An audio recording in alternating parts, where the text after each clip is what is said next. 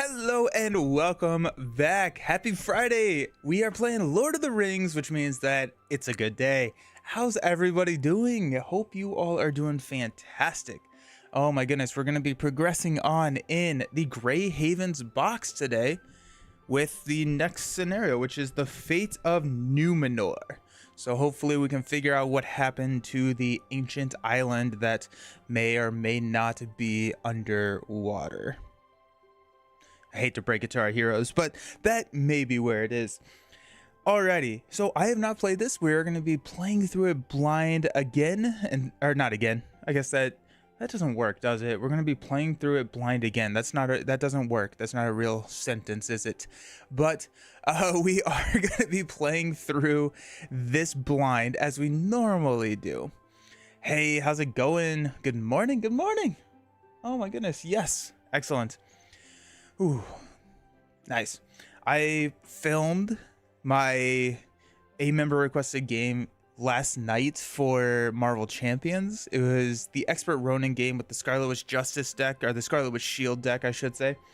We did a live stream. I did my initial try on the live stream on Monday, and it didn't go super well.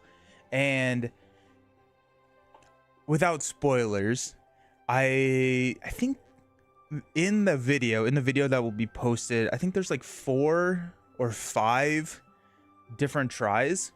The last one is crazy exciting. Like, I feel like I posted last week the Big Guns Big Damage, which I felt like was one of the more exciting games I've posted on the channel, and we're just coming back to back with super exciting games, and hopefully we can make today Lord of the Rings just as exciting. But I do have a question, I guess. So I got a comment, and I haven't responded to the comment, but I want to just look at the comment real quick. And I thought it was very insightful and very interesting. So the comment was from Dynamic Duke. And basically, Dynamic Duke is saying that the revised content does not have all the cards that I'm currently playing with in my progression playthrough. And that makes it kind of difficult for people who are new to the game, who are buying in at the progressions or at the revised content, to follow along and see how I take on the quest, which I thought was really interesting, because from like my perspective, I'm playing through it blind, and so a lot of the starter decks and a lot of cards like I don't necessarily have, and so I thought that was really interesting, and I'm trying to figure out and come to a way, and maybe it's basically I'm trying to come up with a way to play with cards that are available with the revised set. Now, I want to continue this series, and this series isn't going anywhere, where I play through with the revised content, or not the revised content, with the pre-revised content in chronological order, and kind of avoid spoilers for all of the quests and everything. I want to do that. But I also want to figure out, also Restream is not working on the screen again. Dang it. I don't know. Okay. But anyways, I want to find out a way, and maybe it's a recorded series or something, where I go back and do like the core set, Agmar, Dream Chasers, Saga, with the cards that are available for the repackaged folks.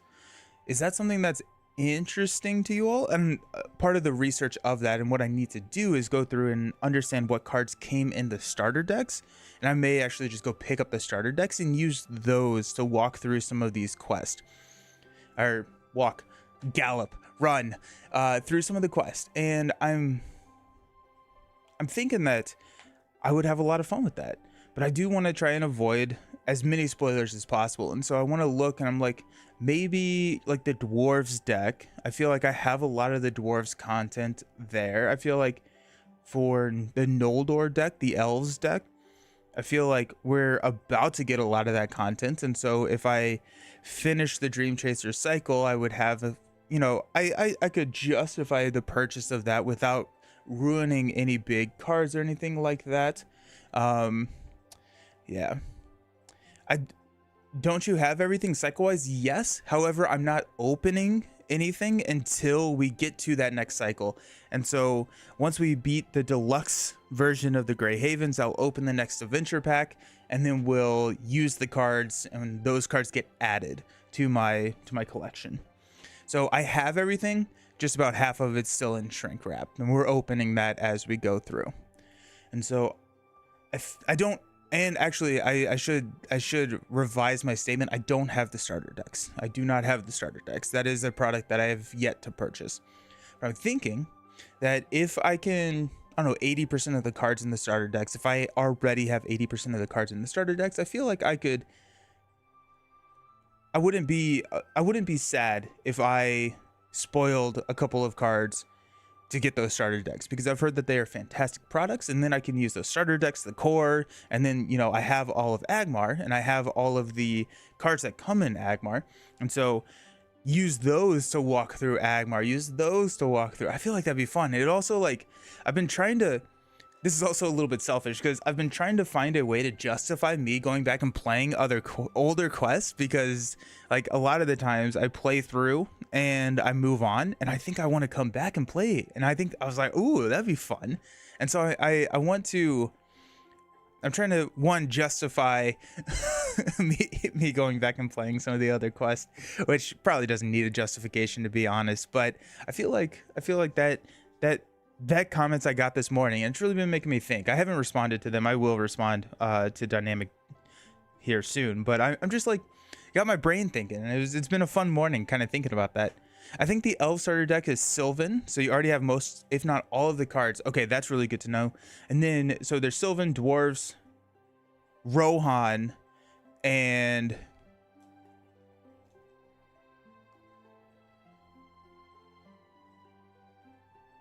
Dwarves, Sylvan, Rohan, Gondor. That's what it is. Okay. It'd be cool to see you tackle the campaign mode. Oh, that's a good idea. Ooh, I like that. I really like that. Yes. The campaign modes for the repackaged stuff. That would be cool. Yeah, Gondor. Sweet. Thank you, Robert. Yeah.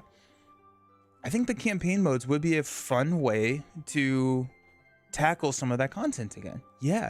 I did the campaign for the core and the Mirkwood pack. What is that? It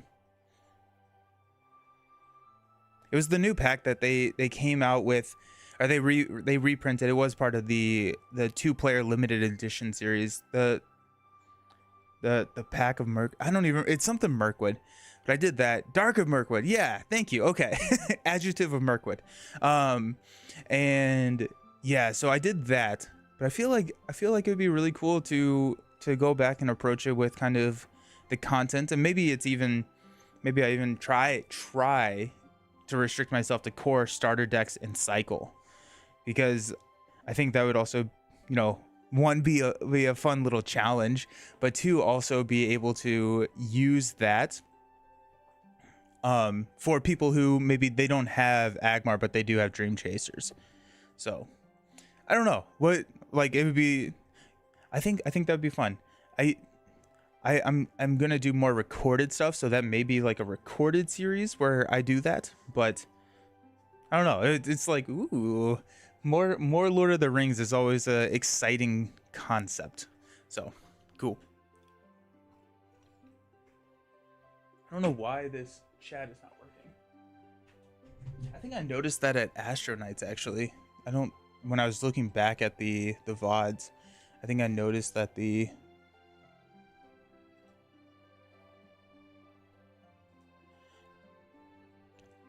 Can someone send a message on YouTube real quick? I want to see if what I did just fixed it. It did not. Looks like most of the spoilers are in Gondor and Rohan decks, where the dwarves and elves have all but a couple of cards. Okay, that's good to know. Hello. I don't... Come on, Restream bot. What are you doing? I don't even remember how I fixed it last time. I think I just left it alone and it fixed itself, honestly. Oh well, we'll figure it out. Unfortunately, we'll figure it out. Yeah, I know, Robert. Yeah, I appreciate it. Okay, and then the Gondor and Rohan decks. What cycle do a lot of those cards come from? Because I feel like I have more Well, I was going to say I thought I had more Rohan than I do Gondor, but we got a good bit of Gondor. Actually, I think I'm going to play a little bit of Gondor on this quest, because that's just an archetype that I was kind of curious about. And maybe I do it with the dwarves, or maybe I just say, you know what, we're gonna grab those decks, because I feel like we still have a ton of content that we can, unbox and be excited about.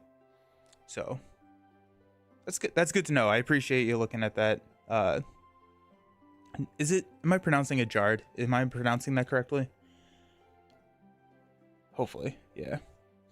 Alrighty. So we are playing the next cycle, the Fate of Numenor. A lot of the Gondor stuff comes in the last cycle. The Rohan spoils 2 heroes. I think I'm okay with that. Pronunciation is fine. Thank you, Jard. So yeah, I think I'm okay with that. I think what I will probably do when I am opening those packs is I will keep that separate from the content that I currently have, to keep it as a true progression series. And so if I have those decks, the cards that are not currently available to me, I'm not going to be using in this series where I'm playing through as progression, but I will be using in the other series, because I don't want to, I don't know, it's kind of fun. Also, like, just getting the cards slowly, I feel like has really helped me understand and learn the card pool. Nice. Oh, so yesterday I was able to go play disc golf for the first time in like over a week. Just, it's been so cold and so rainy, and so I finally got out. I'm like, ooh, I'm sore, but it's gonna rain again, and so I'm like, maybe there's a really short course that I think I'm gonna go play after we stream today. So, infectious zombie. I don't want to be awake right now. Same. But at least I get to see some rings. Thanks for being here. Oh my goodness, thanks for hanging out. I'm happy that you are here. Okay, so it does look like the chatbot is throwing the Twitch comments up there, just YouTube. I wonder what the disconnect is there. I'll look into it. I bought almost everything in Arkham and was over. Yeah, same. I feel like I have the same problem with Arkham, and I think it's a unintended consequence of the repackaged stuff is like you just get dumped with, months worth of content, especially like with player cards, and it's like it can get overwhelming. Like there's a lot of stuff to go through, whereas like here, like I feel like I get like 2 new spirit cards, and I'm like, oh well, I'm gonna play with the new spirit cards and see how they play. So sweet, cool. No, I'm excited. I got my brain rolling. I was like, ooh, would you all? I probably would just start with the core set, then do Agmar. I think I would then do Agmar, then I would do Dream Chasers. Those are the 2 main cycles that are out now. Then we have not had the Return of the King repackaged announcement, plus I have not played through all of Return of the King, or 2 Towers actually. I'd love to get into Arkham, but I'm still behind with Marvel, so I don't want to get into another LCG. Yeah, I feel that. Yeah. And I feel like when I say this, it's not how everyone views Arkham. It's just how I view Arkham, probably because of what we just talked about, how I have just been overwhelmed. But I feel like with Arkham, I don't have the need to get every single player card like I do with Lord of the Rings and Marvel. Whereas like with Arkham, it's just like, oh, cool, we're going to run this. And then if I have enough cards to build that, I'm not trying to convince you. It's just, I'm just talking. But I feel like Arkham's a big one, but I feel like I just finished a Dunwich run with some friends that am finishing the Forgotten Age, and like seeing Daryl Simmons, the way that he plays, which was one of the investigators I was playing in the Forgotten Age campaign. I'm like, there's a lot more intriguing deck building there than I initially thought. So I'm like, that's also kind of got my brain. Ooh. All right, cool. Let's read our stories. I did not read the end of the last story, So do not read until the heroes have won the quest. We did won the quest, so I don't see any more of them, one of the heroes shouted, looking over the great sea for any sign of black sails. The corsairs had pursued them across many leagues of ocean. To see the horizon with no signs of the enemy was a great relief to the heroes and to the crew. I don't understand, Kaflan says quietly. Gondor is a hated enemy of the corsairs in Umbar. It's true, but why would these corsairs pursue us for so long and so far? I'm more concerned with the fact that they were so far north to begin with, the hero chimes in. We were only several days from the havens when we first spotted them. It can't be a coincidence, she concluded. They must have followed your ships from Dol Amroth. Kaflan's eyes widened and he was stricken with concern. What? But I hadn't seen any signs of them in my voyage north. He gripped the ropes of the ship tightly, his knuckles turning white. It pains me greatly to think that my actions may have put the elves of the havens in danger. I hope that Círdan will forgive me. The hero comforted Calphalon with a smile. Don't worry, all this confirms that our journey is not in vain. The corsairs must have pursued us for a reason. Our aim should be to discover that reason. Let us find the island from your dream and see ourselves with what secrets it holds. Turns into the Fate of Numenor, difficulty level of 5. The sky was bathed in a beautiful sunrise, the bright orange sun rising over the peak of the mountain just as Kaflan had described. Land ho! A sailor shouted, and the fleet buzzed with activity. The island was large, dominated in its center by the... I lost my spot. Dominated in the center by the peak of what must have once been a tall mountain. Deep in the island's dense jungles were broken towers and ancient ruins. So it does exist, Kaflan whispers as he reached the bow of the ship, looking out over to the island with a great relief. I'm glad I did not lead us into the middle of the Belgiria for naught. The heroes shared Kaflan's relief, but it was always suspected the island was real. The wise Círdan would have otherwise not have sent them on such a dangerous voyage. The ships were anchored off the western coast of the island, and the crews lowered small canoes onto the surface of the ocean. The company prepared to disembark and make their way to the shore, arming themselves in the case the island proved dangerous, and making sure to take enough rations for several days. You should stay here, one of the heroes told Kaflan as they prepared to leave. You've done your part in helping us find the island. Now it's time for us to do ours. Kaflan shook his head, refused, determined. No, I must go with you, he explained. I may not be able to lead us once we are on the island, but I've spent the better part of a year envisioning this day. I need to set foot upon that shore and see the ruins of Numenor for myself. The heroes looked amongst themselves with worry, but none can bring themselves to refuse Kaflan's request. We know not what the secrets or dangers the island may hold, one of them said, but this be your will. We shall honor it and protect you. Kaflan nodded without deliberate. Yeah, he's gonna need protecting. The company boarded the smaller vessels and set forth, rowing in the direction of the uncharted shore. Alrighty, so the uncharted is a new keyword here. These are going to be all double-sided location cards, and they're kind of symbolizing, and they are the unexplored areas of Middle Earth. And so when these come into the encounter or into the staging area, they are on the uncharted side. They cannot have player card attachments. After it becomes the active location, that's when we flip it over, and then we can remove 4 progress from the island to look at its face on side. So we can travel and flip into whatever it is. So this turns into the flooded ruin. While the flooded ruin is the active location, it contributes its threat to the staging area. So we are preparing this deck. This is very similar to the Corsair deck, except it's for locations. We do have a good bit of enemies in here, and the enemies look pretty mean. So I'm thinking that I want to run a Gondor type strategy. I have not really done a lot of Gondor, like pure Gondor. I've played with the Gondor heroes, but I feel like I feel like we can build a Gondor. And since we are looking for Numenor, I felt like that would be somewhat thematic. We don't get to prepare our fleets. I know we will do more fleet stuff in the future, but I really enjoyed the fleets, and I was like, ooh, I wanna do fleets. I finished switching my Marvel champions over to the side loading sheets. Very nice, very, very nice. So this is up next. We're switching these over next. Okay. Cool. Alrighty. So we've got Gondor. I think let's start with tactics. I want to run tactics because we didn't get to run tactics last time. So we've got Boromir. We've got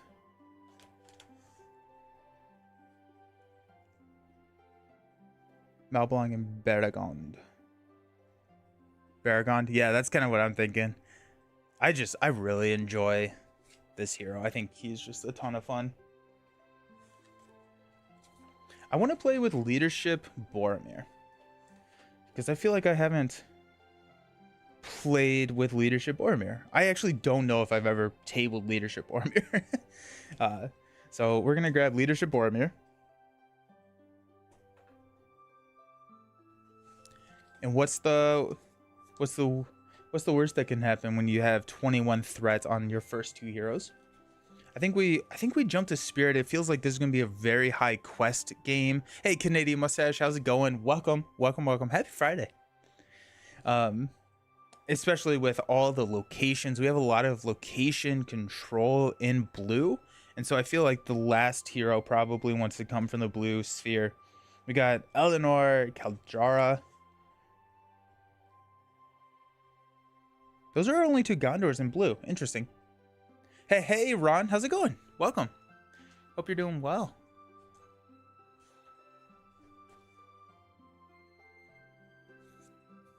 I played Lord of the Rings and got beat by enemies engaging me. Yeah, it's tough. Lord of the Rings is... Were you playing solo or are you playing multiplayer? Because there's so much to manage in Lord of the Rings, which makes it kind of fun, but it's also pretty scary. I don't feel like I've played a lot of Kaldjara. Also, I just very much dislike Eleanor. So Kaldjara, discard Kaldjara to put one spirit ally from your discard pile into play for each other hero you control with the printed spirit. I feel like that's worse than Eleanor. We could also have some Rohan help. I feel like, or Noldor. Actually, we could probably have some Noldor help. That could be thematic. Go Círdan. Solo, yeah. Enemies are mean in Lord of the Rings. Hey, Pure Bones. Good afternoon. Hope you're having a nice day. Thank you. I am. Hope you're having a fantastic day as well.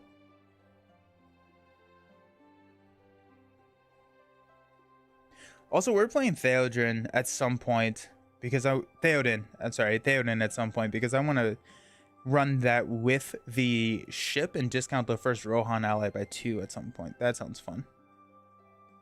Kaldjara gets way better after a few cards come out. That makes sense. I was like, what if we go Arwen? Discard a card from your hand to add a resource to Noldor's hero resource pool. Or to Aragorn's resource pool. Okay, so I'm thinking Arwen or Círdan. What are we thinking?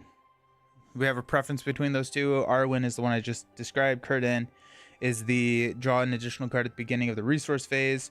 I'm actually I think I may take back that question. I think we're gonna run Arwen. We just played Círdan. We played a good bit of Galadriel. Looking at Noldor stuff, I guess we could go Glorfindel. I played so much Glorfindel. Let's try Arwen again, because I feel like we did play Arwen once, but Arwen deserves more. Okay, so we can throw resources in Arwen's pool, so that's going to be a nice resource ramp.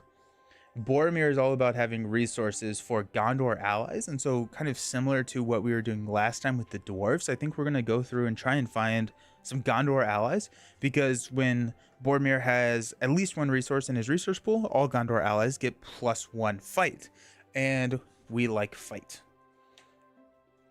All right. The other thing that I did with the Marvel Champions cards is, like, I have it separated with the section which is allies then cost. So like all the allies are here, right? We go allies, and then we go side schemes, then we go 0 cost, 1 cost, etc., etc. What I started doing is, instead of starting on this page, I started here, and so now you like open and you can see all the cards, and it's just like, it's that small adjustment that's just such a nice little change. So we got Faramir. We're definitely going to grab... Let's grab 2 copies of Faramir. We can exhaust Faramir in order to give everybody, all of our allies, +1 willpower until the end of the phase. Yeah, until the end of the phase. So Faramir is going to be nice. We like Faramir.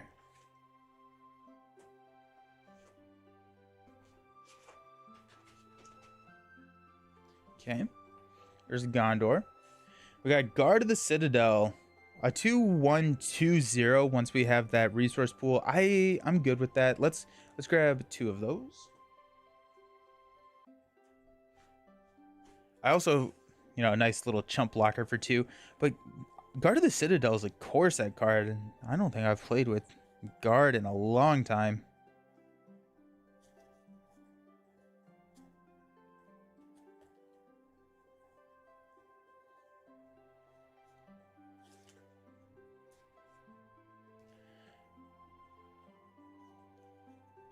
Where are you? You're all the way at the back. There we go. 2 of those. Snowborn Scouts, Hobbits, Dunedain. Dunedain, Noldor, Dwarf, Gondor. The Aaron Rider. Exhaust Aaron Rider to move 1 resource from the resource pool of a hero you control to another hero's resource pool. Let's grab 2 of those. Because we got pretty nice resource generation. We are going to go Steward of Gondor. Probably on Boromir would be my guess. And then based on the resource curve of the deck, we may run a couple of songs to get him maybe the tactic sphere. I feel like with Arwen, we'll be okay with her resource generation with the discarding cards. Because we're going to be running Elven Light. And that's the whole combo there. Yo, how's it going? Hope you're doing well. Looking for Aaron Rider? I just pass it. 1 cost.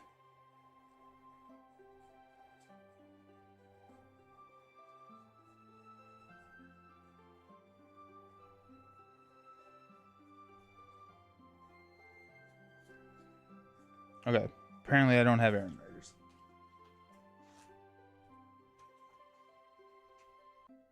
Oh.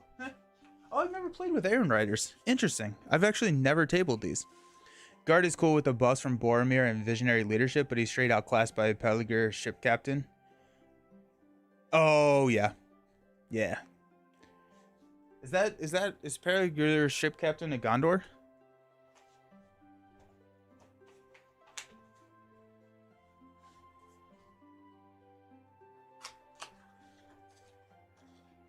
Got Citadel Custodian. Lower the cost to play him by 1 for each Gondor ally in play.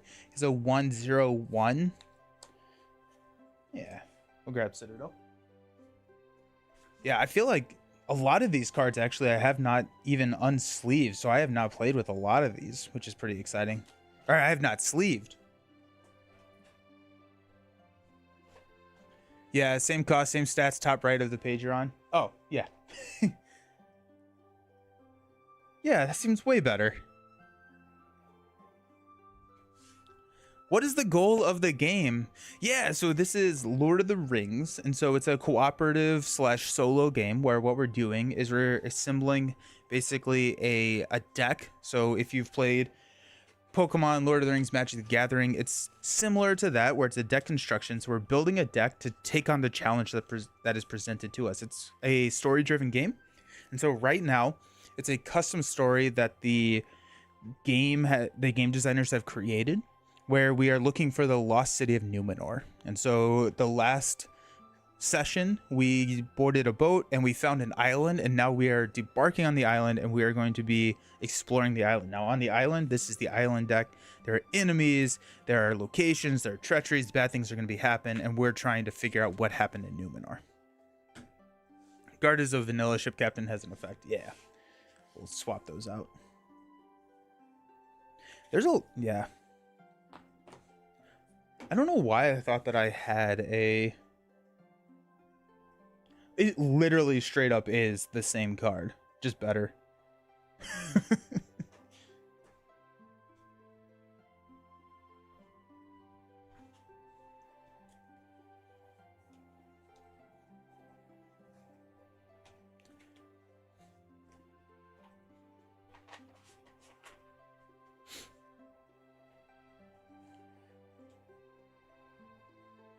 Okay.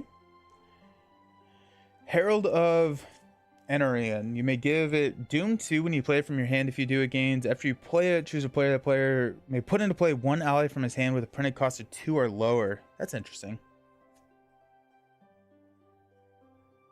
We're going to look at other cards.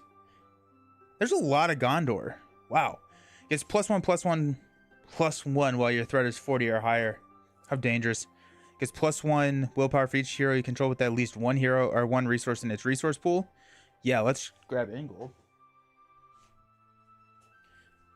Big money.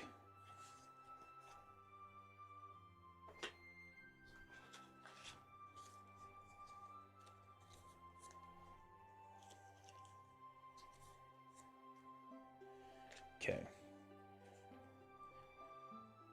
Choose a Gondor hero, add one resource to that hero's resource pool. I feel like card draw is going to be... Well, we're going to have Elven Light. I think we're just going to grab Steward.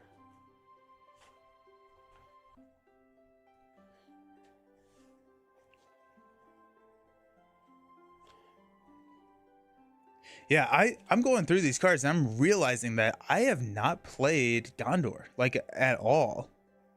Which is kind of exciting. Attached to a Gondor ally, they get the Outlands trait. Good evening, glad to be able to catch a Lord of the Rings stream finally. Hey, how's it going, Unkuth? How you doing? Also, I have not been responding, but you asked what watch I had, right? On that video. I haven't responded to any of the comments on that video. But you were asking what watch I was wearing, I think? Yes, it's a Garmin Venu 3, so it's a Garmin watch. Hope that helps.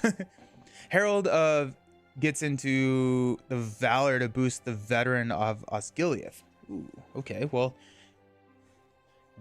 that intrigued me. The Veteran of Osgiliath.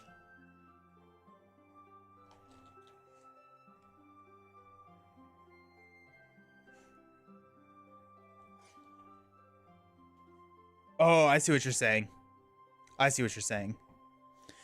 It does. I've been looking at a Garmin myself to upgrade my current watch. I switched from an Apple Watch to the Garmin, and no regrets whatsoever. Garmin, I think, is a better watch. And it's cheap. I don't know if it was that much cheaper, but it's better. It's better.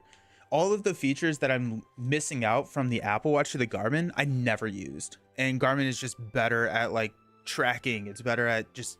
It's way more customizable as well, so I recommend it. Rohan. All of the Rohans. I'm wondering if we run Northern Tracker regardless, even though it's not necessarily within the theme, but since we can place progress on these locations and flip it over to kind of see, I'm wondering if that is worth it.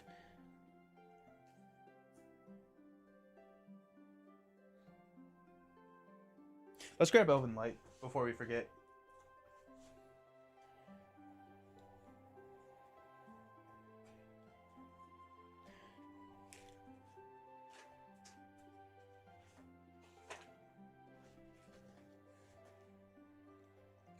Yeah, of course. Yeah. I saw that and I saw that response. Or I saw that and I was like, I do really want to respond, but I just haven't responded to any of the comments yet. And so I'm glad that you're here so I could actually answer that real quick. Cool. Oh, Ancient Mathem's going to be really interesting here. So we attach it to a location, and then after we explore that location, we get to draw 3 cards. Because we're not running lore, but we are running Elven Light. We'll run Ancient Math. I mean, we can cut it if we absolutely need to, but it's a card we haven't seen in a while. Hey, Captain Atreides.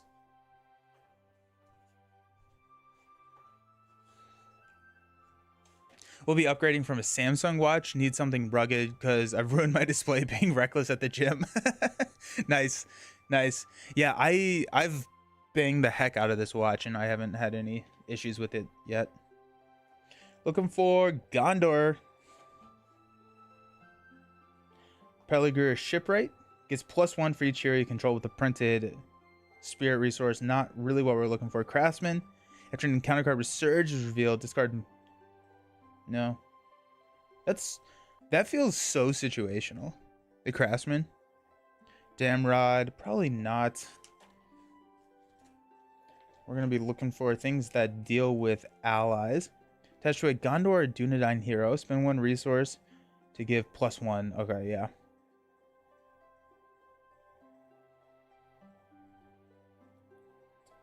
Strength of Will. After you travel to a location, exhaust a spirit character to place 2 progress on that location. That could be kind of interesting. I'm not 100% sure. Not 100% sure how frequently we're actually going to be needing that. That may be something that we roll back and do later. Let's grab Elrond's Council. Spirit never really got a lot of Gondor cards. Nice, yeah. I'm okay with them kind of delineating like archetypes into, you know, specific like spheres. I think that's cool.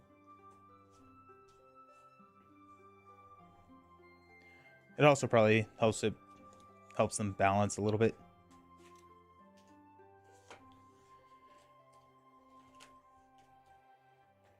Hobbit. Hasty Stroke. Don't be hasty. Discard the bottom card of the defending player's deck. If it's printed cost 2 or less, it gets +2. Destroys an ally. Place that ally on the bottom of their deck.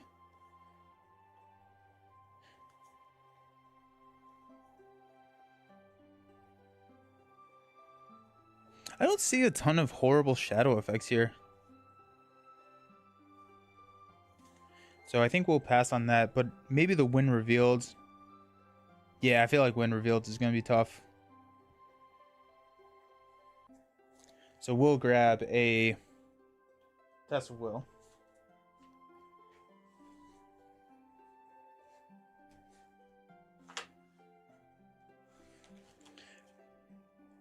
We could go Light of Valinor for Arwen.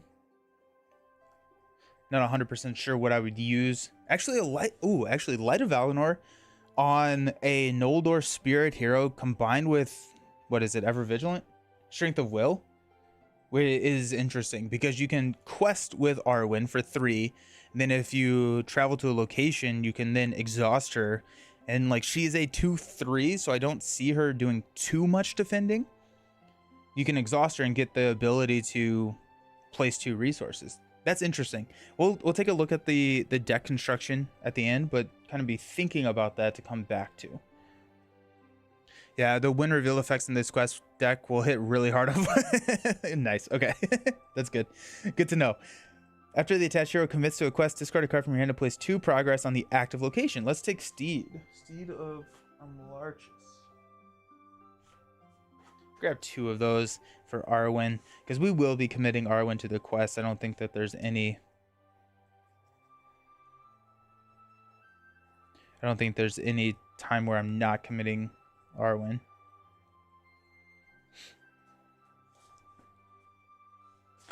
Okay. Noldor. Dwarf. Unexpected Courage. Potentially for Baragond.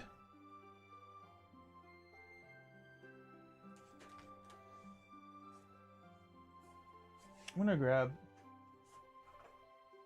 put these over to the side just to remind myself. Attached to a Rohan hero. Gladrium's Greeting. It's kind of hard not to run like Gladriums at some, you know, especially when we're starting. What are we starting at? 30. Let's see where our deck is at. What's our makeup? That's a enemy card. 2, 4, 6, 8, 10, 12, 14, 16, 18, 20. 2, 4, 6, 8, 9. So 29. So we still have a good headroom for... Really? Yeah, okay. All right, so Gondor stuff in Tactics. The Gondorian Spearman. Probably grab him. another card or another character that we have not seen in a little bit. I'm gonna actually break these out into groups of 10. 2, 4, 6, 8, 10. Okay, so 31. Let's grab another copy. Mandalorian Spearman.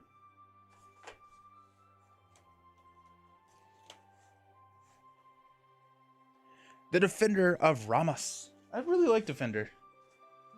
And then we're gonna also be looking for a good number of weapon attachments for us. Knight of Minas Tirith. Nope, we don't all have tactics. I think we'll probably go with a Bofer here. I feel like Bofer to help get some of the attachments. Let's grab a Bofer. It's not a Gondor, but it is a Bofer. We're fans of Bofer here. No, I was like, we'll grab Boromir. I was like, nope, we can't do that. We have Boromir already.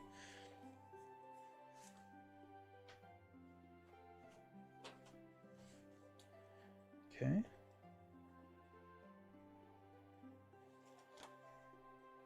Honor Guard. Exhaust Honor Guard to cancel 1 point of damage just dealt to a character. Exhaust and discard Honor Guard to cancel to 5 points dealt to a character as a Valor response. Why not, right? Honor Guard. It's a card I have not played with, so I have slight preference towards it now.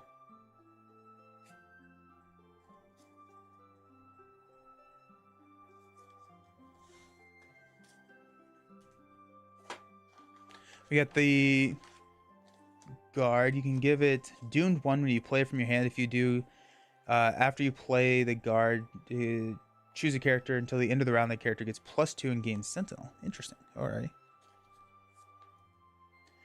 Winning Hand! If Vision isn't in this deck, I'm subbing. We have something that is akin to Vision in the deck because we are... There's a card that we're putting in that I just passed. We haven't actually got to. That's going to give all our enemies -1 attack. Does that count? Is that worth it? Is that sorry I had to? Yeah, I mean, but like we're putting in Vision of what Vision can be in the deck.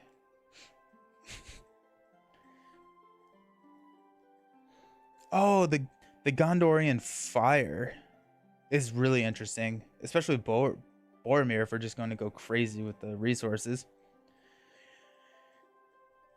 Let's get our weapons, actually. Let's get our weapons. They got the Gondorian shield.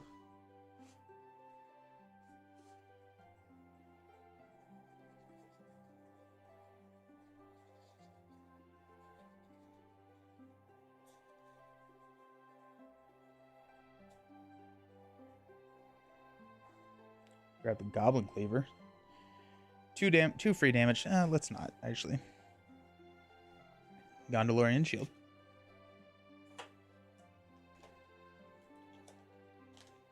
Loving the content as always. Oh, thank you so very much.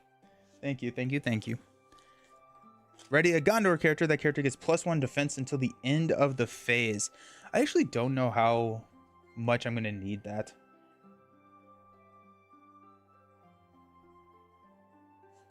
We're going to take Captain of Gondor. So after you optionally engage an enemy, we can exhaust it to give a warrior character, which is going to be Baragon, +1/+1.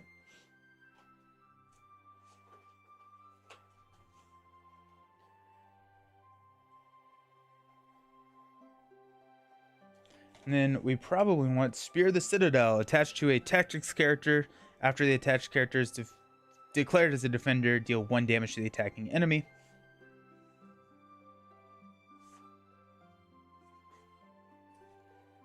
I love Baragon. Such a fun combo with the shield with 6 defense and then just defending. We're gonna run the Unexpected Courage. We'll probably run Song of Battle as well, depending on how many of these we get. Where's my spear? Oh, I cut the deck right to it. Nice.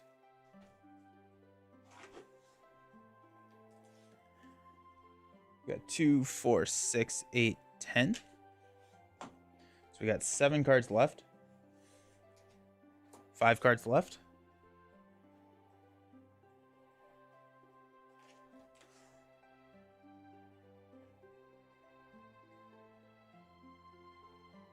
After cancel 1 point of damage is dealt to the character of Raven Winged Helm. Horns cry. All enemies get -1. There's our vision card, right? Elven Mail. I don't need Elven Mail.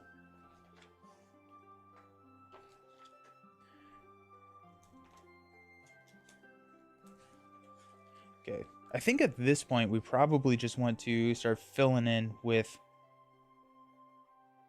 or actually there was something. Goblin Cleaver might be pretty good here. Those 2 damage plus gun kills quite a few. Ooh. Okay, yeah, let's screw that. Let's do that. Because we can exhaust those weapons and it's totally fine.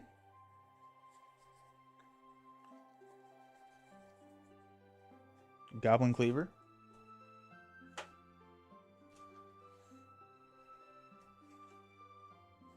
I do like Goblin Cleaver. I think that's a fun card.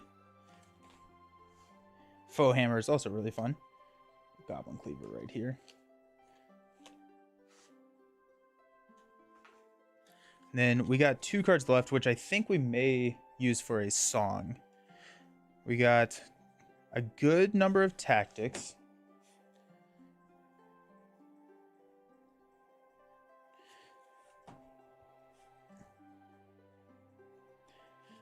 And, oh wait, we have the resource generation of just Arwen straight up having resource generation. So we're going to, let's try Song of Battle, because then also that gives us the tactics resource, which means that we can attach our second spear to Boromir, and Boromir can do some defending in a pinch.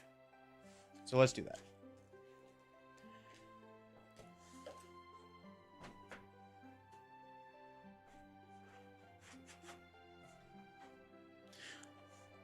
Which LCG was your first? So FFG LCG, I played Marvel Champions first. My first game that followed the LCG model was Summoner Wars back in, shoot, a long time ago. But I went, actually, technically I played Arkham Horror one time online, like during the pandemic. So like I played the core campaign through. But Marvel Champions was my first LCG that I would say, like I really dove into. Then I went to Lord of the Rings, and then I finished it up with Arkham.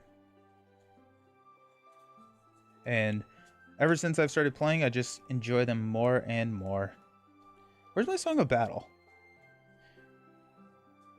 This is the tough thing about having a larger card pool, is you you run out of, or it takes a while to find some cards.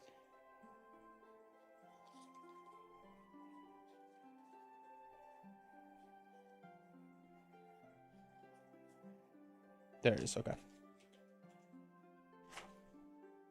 Which IP do you like the most? Oh, 100% Lord of the Rings. Yeah, Lord of the Rings. When I started playing Marvel, I actually started, and I didn't really even know the Marvel IP that well. Marvel Champions has helped me appreciate the IP of Marvel more, not vice versa. So like I didn't get into it because it was a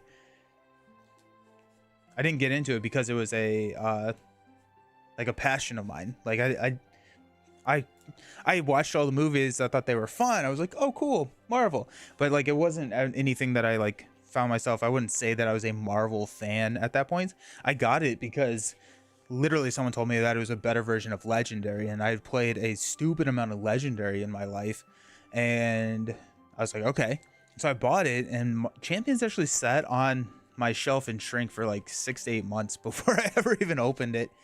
And then I opened it in 21 March, or I think it was like May or March of 2021, and I played, it was like it was my first solo game that I ever played, and I played so much of that game. As soon as we opened it, I just played so much of that game, and I just kept playing. I kept playing, and it got to the point where I would go to my local store like probably every other day, once every 3 days, to pick up a new hero pack. And like I told myself, like, I limited myself to buying it slowly, which broke down pretty quickly, honestly. But I would like play, and I remember going to buy like Black Widow, and I would come home and I would play Black Widow. I play like 10 games of Black Widow, and then, you know, a couple days later I'd go back and I'd buy Red Skull, and I'd buy a lot of that. And then I started rewatching the MCU because of the game. I was like, oh, you know what? I'm going to watch the MCU because I kind of have an understanding of who some of these characters are now. So I'm going to watch the MCU. And when I was doing that, every single movie, I tried to do a thematic matchup, which is kind of the roots of the MCCU series that I'm doing now, where this was before I was even streaming the game. I would be like, okay, like, we're going to watch Captain America. I'm going to play Captain America. And I started doing that. So I rewatched the MCU and just kind of got more and more into Marvel. This feels like a very thin encounter deck. And then just started to grow and appreciate Marvel even more. That being said, Lord of the Rings is a passion of mine. I love Lord of the Rings.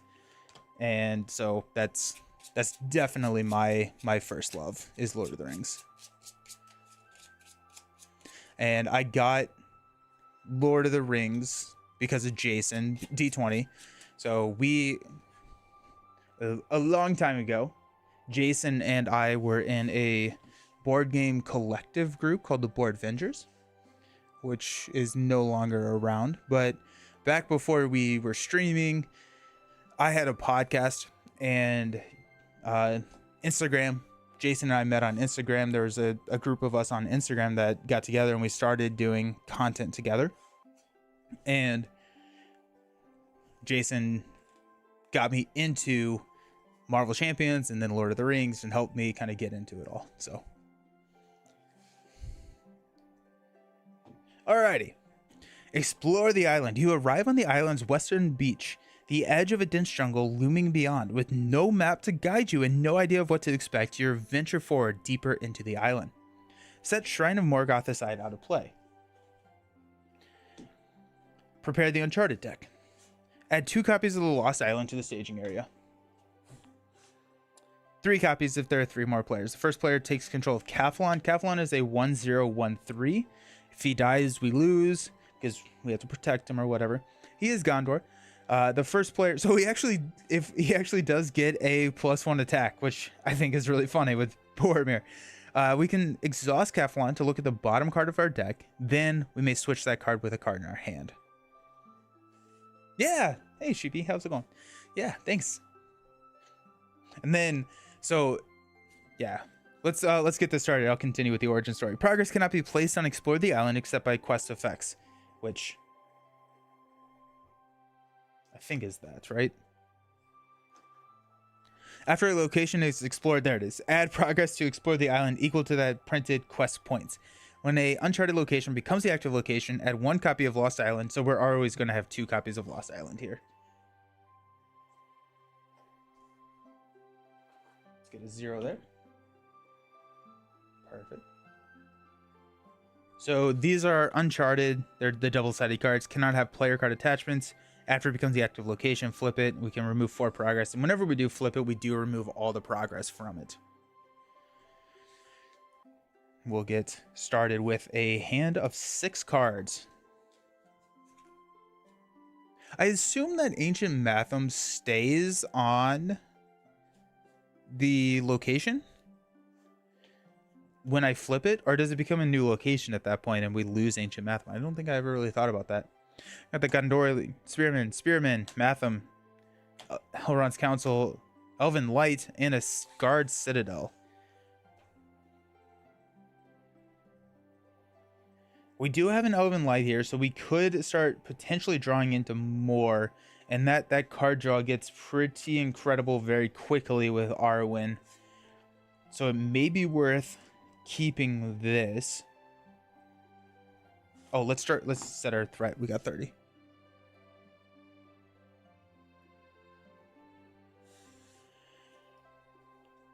I'm tempted to keep it. Just because Elven Light, like the deck functions off of Elven Light. So let's keep it. Pass out money. It's the same location as far as I know, so math should stay on. Okay, sweet. Yeah, I didn't know because it changed title, but it's the same physical card, so it makes sense to me that it would stay.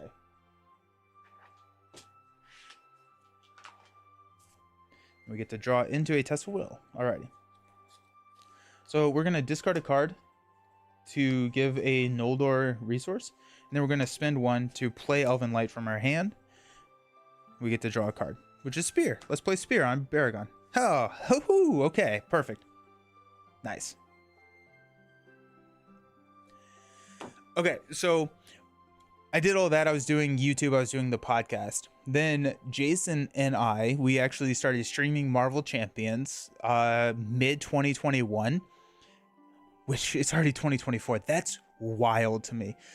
Mid 2021 under the Fantasy of Some Flights umbrella. This was before, I think Jason had a YouTube channel, but I don't think he was posting on it super frequently. And we were just streaming, and we were straight up streaming to 0 people. We just got on. We spent 30 minutes at the beginning of every stream working out all the technical quirks and everything. And then we would play Marvel Champions, and then we would stop. And like we were super inconsistent. It was just a ton of fun.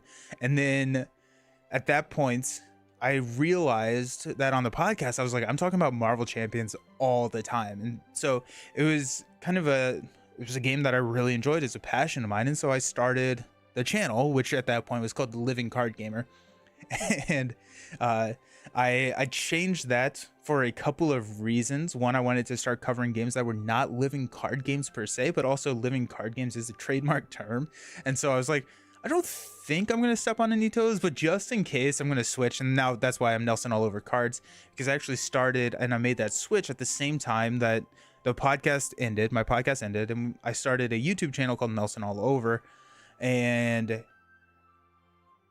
that didn't last super long because I started that channel thinking that I was going to be doing a lot of board game stuff, and then that's when this channel started to really kind of take off, and I was like, you know what, I'm just going to focus here, and I get like a lot of my creative board game stuff with my company that I run, with the local game stores and everything, and then also working with Man vs. Meeple. I do a lot of board game stuff with them, and so it's like I get my fix everywhere.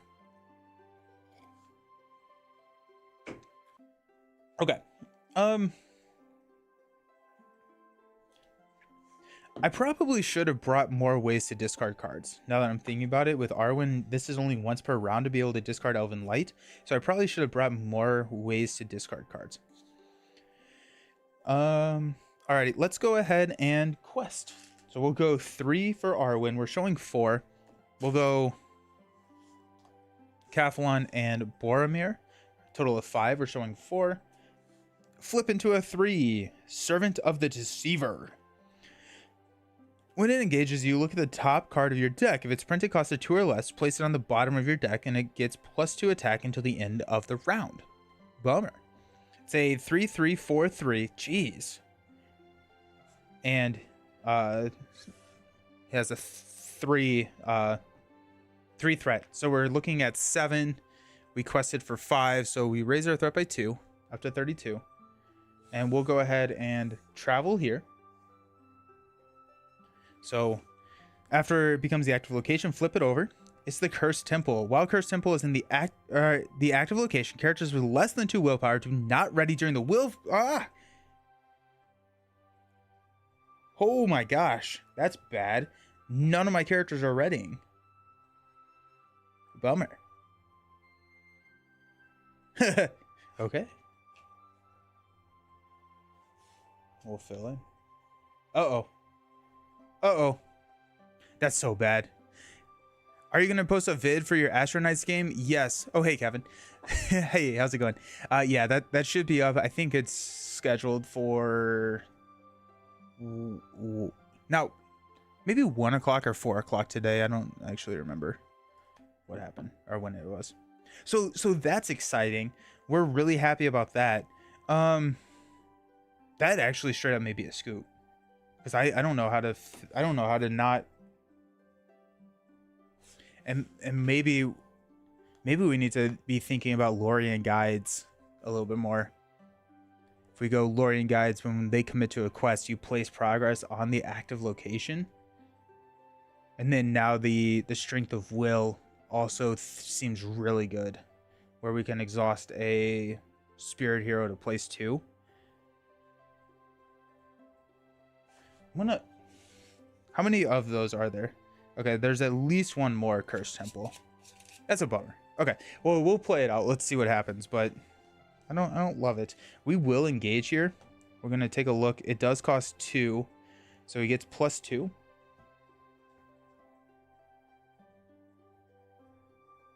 And he gets +2. Alright. He's going to attack. We're gonna defend, which will give a damage here.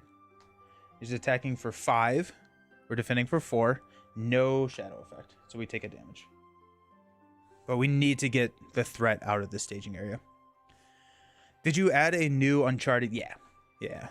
So, new one out there. Awesome, looking forward to it. I have Astro Knight's bot sitting unopened on the shelf and been looking for some motivation to crack it open to give it a go. It's a really good game. I hope you enjoy it. But yeah. So that video should be up very soon. Alrighty. But now we're not readying, but I think not readying here is better. So let's go ahead and ready here. Pass out money. We don't ready there. We draw into Steed. If your hero commits to a quest, discard a card to place 2 progress on the active location. That's so good for us right now. All right, we're going to discard Elven Light to give a resource. We'll play Elven Light from our discard pile to draw a card, which is the Errand Rider. I'm going to spend 2 to play the Gondorian Spearman. We're going to spend 1 to play the Steed.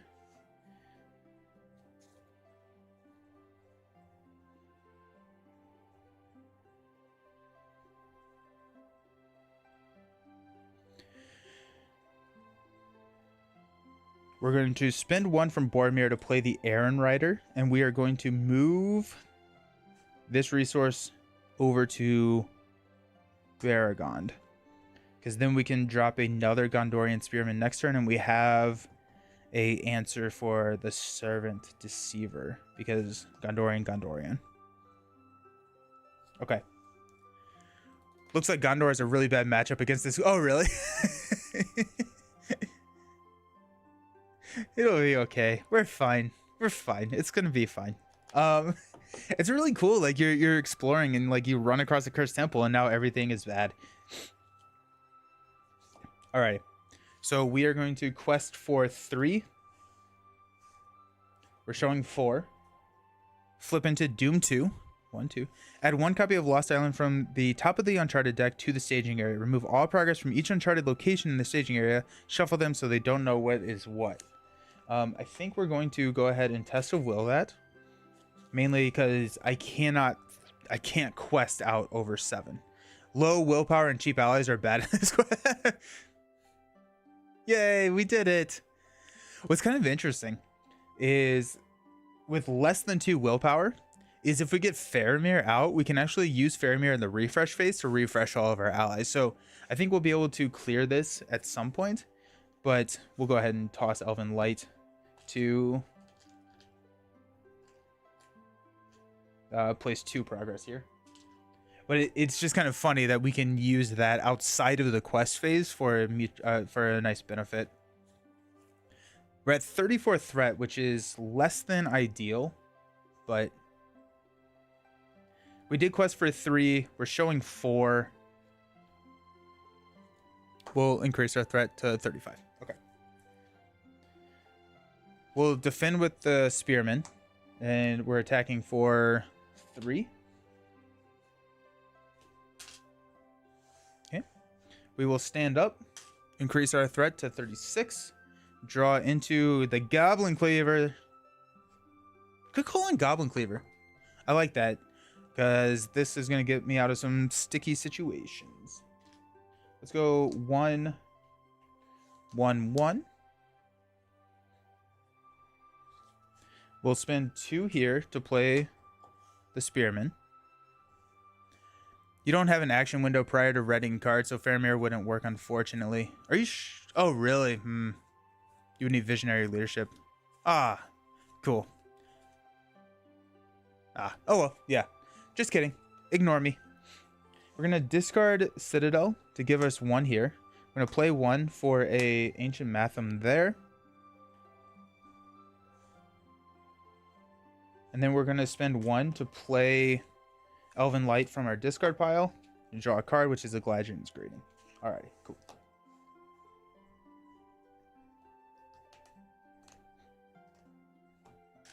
We'll quest for 3. Flip into Throng of Unfaithful. Surge. When it's destroyed, discard the bottom card of the engaged player's deck. If that card printed cost is 2 or less, return this to the top of the encounter deck. Yikes. Surges into a Drowned Dead. And now we're starting to get very, very scared here. When it attacks and destroys an ally, place that ally on the bottom of the owner's deck. Okay. So we're showing 3, 5, 7. So we raise our threat by 1, 2, 3, 4. Up to 40. But we will... Oh, this is after... I thought it was after the hero is... We'll discard to clear this.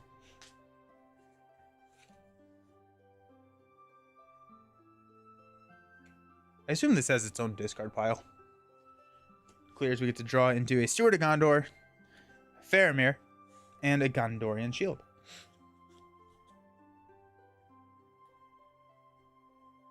Are any of these okay to travel to? We did move that, so that's going to be 3 here.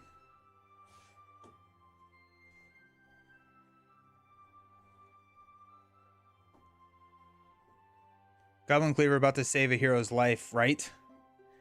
Well, actually, I don't... Is it? I get... Yeah, we can kill the Drowned Dead if we block with the Spearman.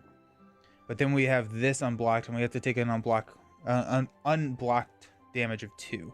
Which is fine. I mean, it's not good, but it's fine. We'll probably throw that on Boromir.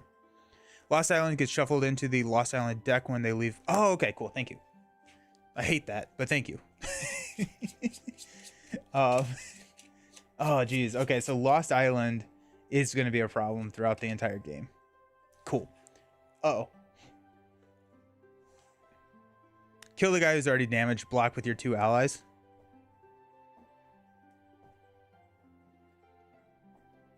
Yeah. Okay. We're going to travel here. Drown Graves. While it's flipped over, while active, discard the top X cards of the encounter deck. Each player adds an undead enemy discarded by this effect to the staging area. X is 2 more than the numbers of player in the game. Uh-oh. 1, 2, 3. That was big. That was big for us.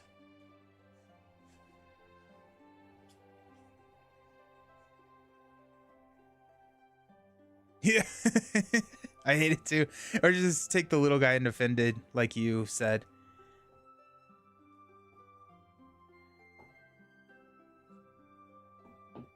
Yeah, so both of these engage us. This is after he destroys... After he is destroyed. Discard the bottom card of the engaged player's deck. Okay. So let's pass out shadow cards here. Let's play Goblin Cleaver to exhaust Spear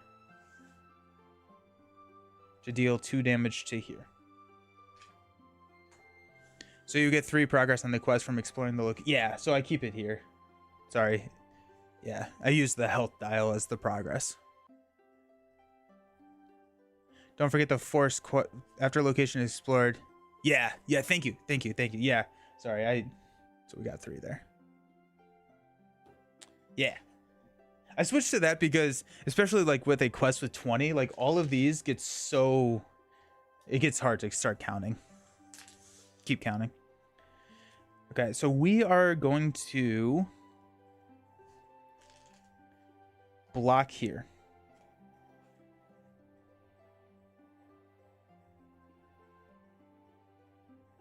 But that puts the Gondorian Spearman on the bottom. Well, it's going to do it regardless. So yeah, we'll block here. Actually, no. After it's declared a defender, you deal it. So this actually does... the attack doesn't even resolve. Gondorian Spearman's OP. Let's go ahead and block here. So it's going to be 3. Shadow. If the attack destroys an ally, place it on the bottom of our deck. And we'll take this undefended. For 2, discard the bottom of the defending player's deck. Oh, it gets +2 attack. Ah! So 4 damage on board.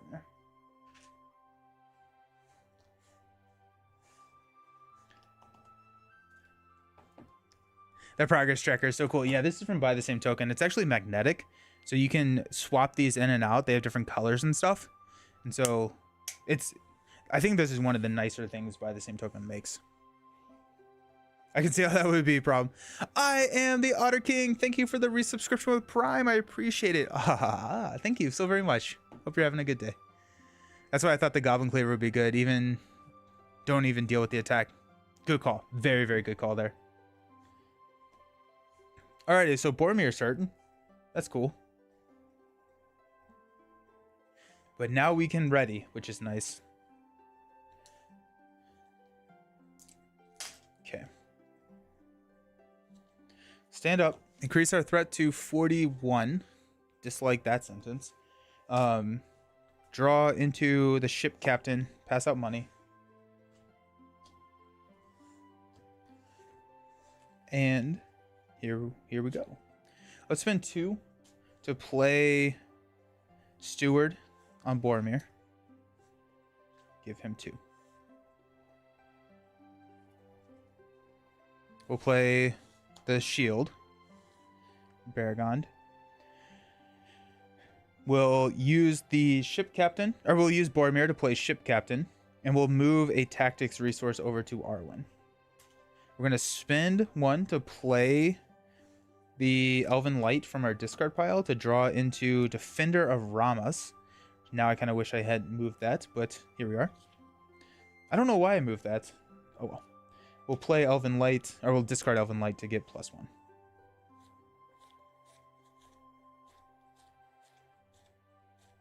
We're not going to do that yet, because I want to be able to use it for Steed if we want to.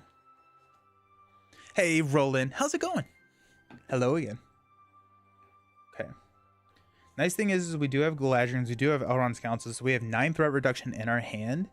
We can take this guy out, and then we can slowly start pinging our Throg here. I would like to grab a Unexpected Courage. If we can figure that out soon, that'd be nice. We're showing 4. Let's go ahead and quest for 3. 4, 5 to the 4. We need to drop Faramir soon too. I'm gonna flip into a 3. Ugh. Fret bad. 1, 2. Let's go ahead and we're gonna keep this a while. I think we need to have the security of this and not risk flipping into something super evil, because this is a forced win flipped effect. And so we're going to hang out here for a little bit and build.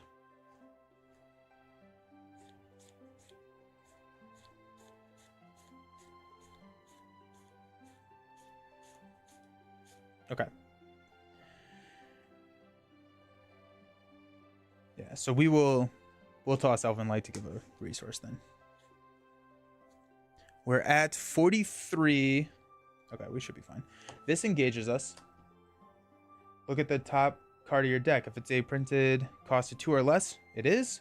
Place it on the bottom of your deck. Then it gets +2 until the end of the phase. Ah ha ha. Okay. We've got the Spearman. We'll block here. This is going to be that shadow card.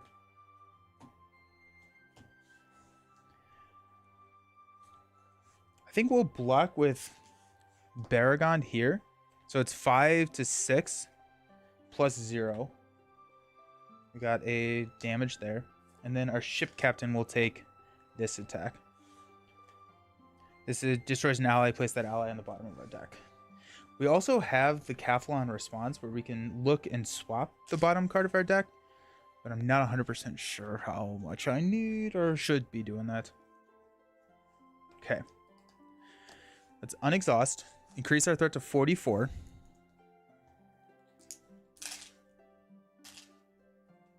We'll draw into a Citadel Custodian. Pass out money.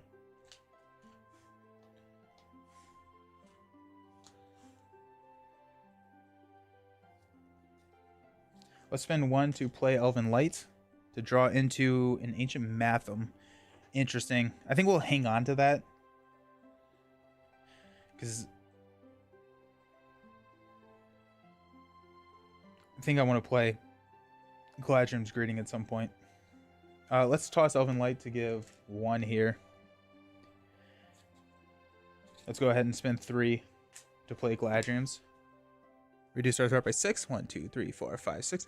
Cathlon is good to put expensive cards on the bottom since the quest punishes having low cards. Oh, that's smart.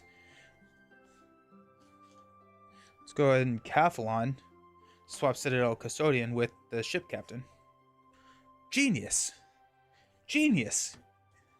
Yes. Yes. Beautiful. And then, oh, heck yeah, let's go. Then we're going to spend 2 to play the ship captain. We're going to move this resource over to Baragon. And then we're going to use Baragon to play to play Defender. Hype. Yeah. That's hype. Alrighty, fun.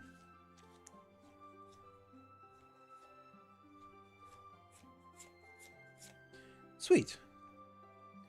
We need to figure out questing. Questing is something that we are not good at. Once we drop Faramir, we'll be much better at it, but we need to figure that out. So let's go with 3, 4. We're showing 4.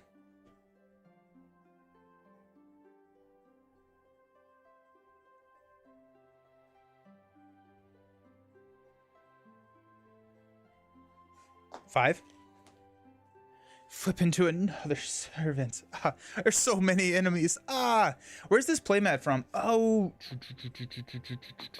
I got it off of Etsy. I think it's Rollin' Mats is what it's called. Rollin' Mats on Etsy, and it's yeah, that's it. Okay. So we quested for 5. We're now showing 7. 1, 2. Go up to 40. This guy engages us. Look at the bottom. Is less than 2. Or is not less than 2. Let's pass out shadows. Okay. Oh, we're going to lose a spearman. That's fine. We'll block here with the defender. No shadow effect. Nothing but enemies, right? Right? We'll have Baragon block here.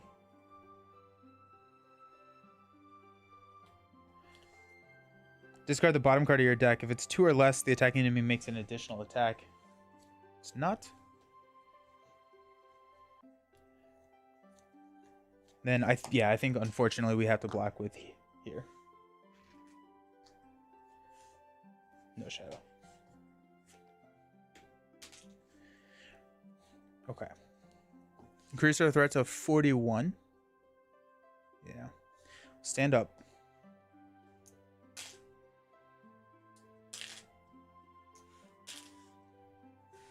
Pass out money.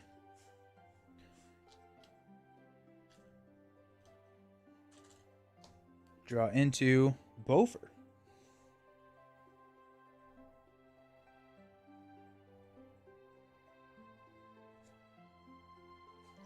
Let's spend one to play Elven Light from our discard pile. And we'll draw into Song of Battle. Intriguing.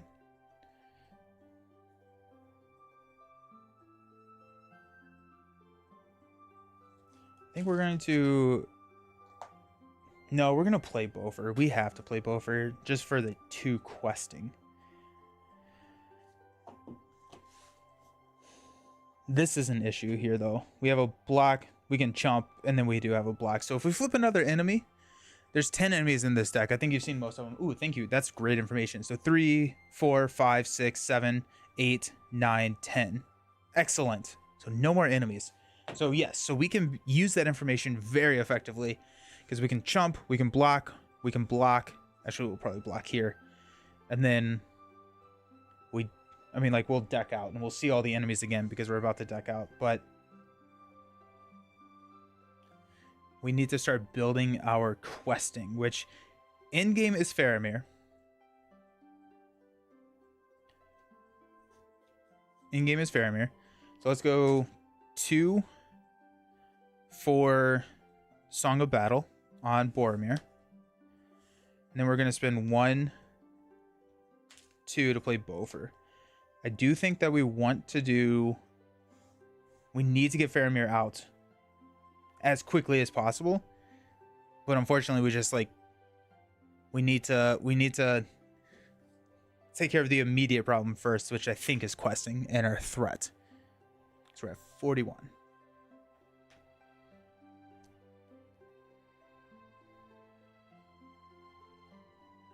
So we're going to be questing for 3, 5, 6 showing 2, or 6 showing 4. If it's treachery, we do clear this. So let's go ahead and discard Elven Light and then play Ancient Matham with the resource. Go 3, 5, 6. This attacks for 2 is not doing anything. So let's actually do 1 there as well. So 1, 2, 3, 1, 1, 2, 1. So 7 total. Flip into Steep Plateau. After it is explored, look at the face-on side of an uncharted location. That's lovely, and it's only a 1 threat. Heck yeah. So that does place 2 here. And so we're going to shuffle this back in and place 2 on. I really like this quest. This is cool. Place 2 there. We're up to 5.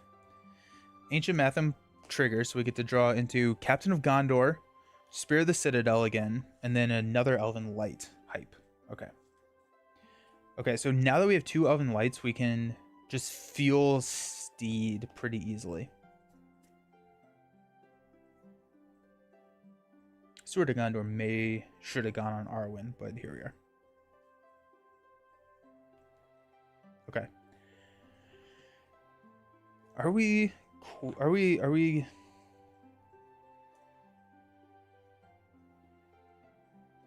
I'm so afraid of what these are. I don't want to. Let's travel here. While Lush Jungle is in the staging area, characters get -1 and lose ranged.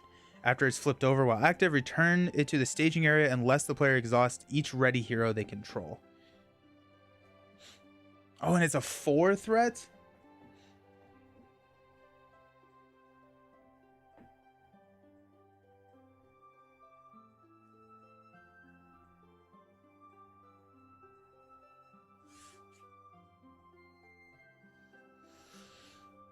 We have to exhaust Baragon. It's not worth it. I mean, like, we have to take an attack undefended at that point, which would be a 2. If we don't draw a shadow effect, then we can throw the damage on Arwen. But we'll probably get +2, and that would take out a hero. But then I think we lose to questing. All right, we're gonna exhaust Baragon.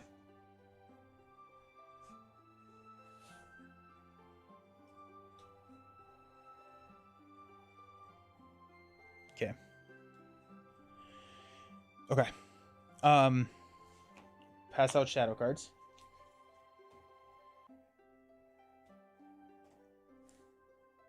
We're going to take this undefended. It's going to be 2. There's the hero. That's a scoop. I'm going to scoop at that point. Dang. That was brutal. That was brutal. Yeah, I think there's only one nice uncharted location. The rest are from bad to terrible. Nice. Which I think probably the smart thing to do at that point is to find a bad one that you can deal with and build at that location. And yeah.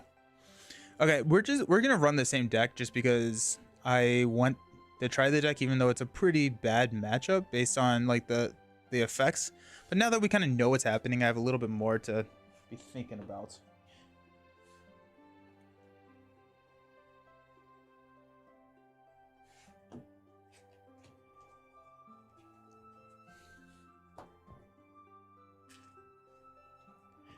Hasty Stroke may not actually be too bad here. What was I saying that I needed? Oh, Lorien Guide.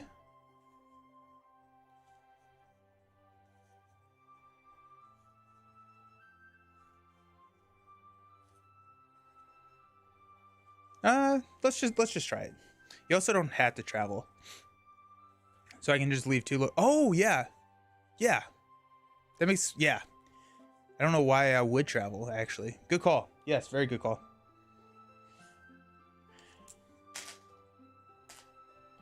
Steed came in handy.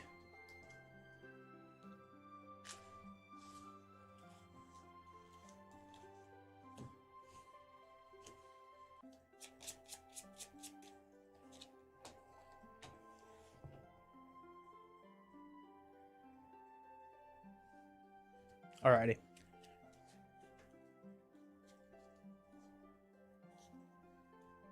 Yeah, let's build an army before... Do we have Visionary Leadership in the deck? It would basically give you an extra copy of Faramir to stabilize questing faster?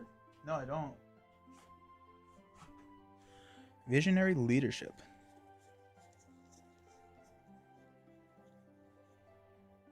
Attached to a Gondor hero. While it has at least 1 resource, all characters... Oh, yeah, 100%. That's a beautiful... Beautiful, beautiful, beautiful. Excellent call. What are we cutting?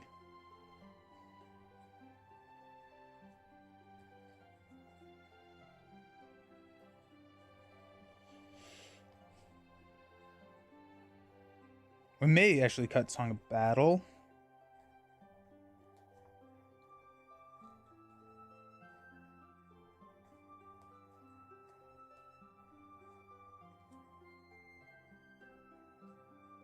I think we're going to cut out the Aaron Riders.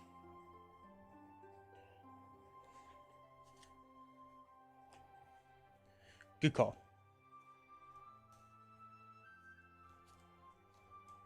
Okay, that'll be nice. That'll be really nice. We can just... Oh, yeah, that's so nice. I don't know. Yeah, I feel like I haven't played with that card very often.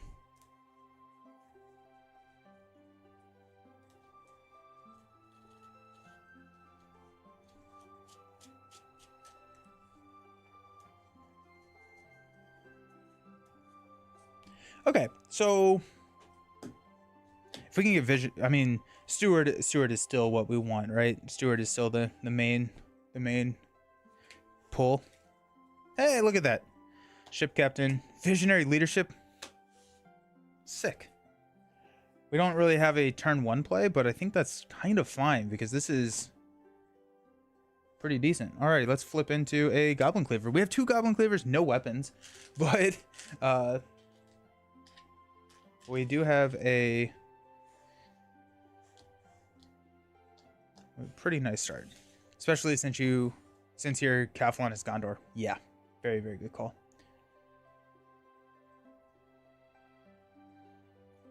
Okay, so we are going to quest for 5. No. Yeah, we're gonna quest for 5. Flip into the servant. Okay. So we go up 2, 1, 2. We are engaging him. We're not engaging him.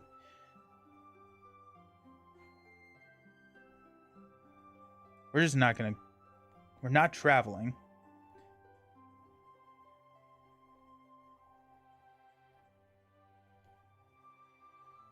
think we have to.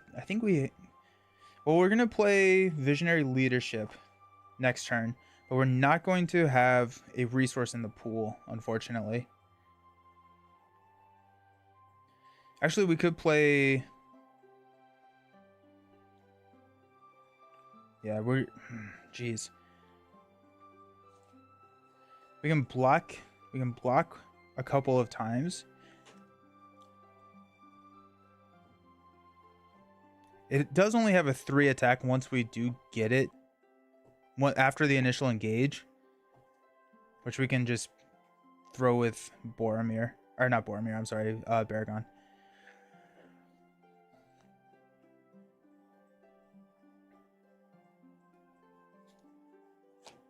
We'll engage.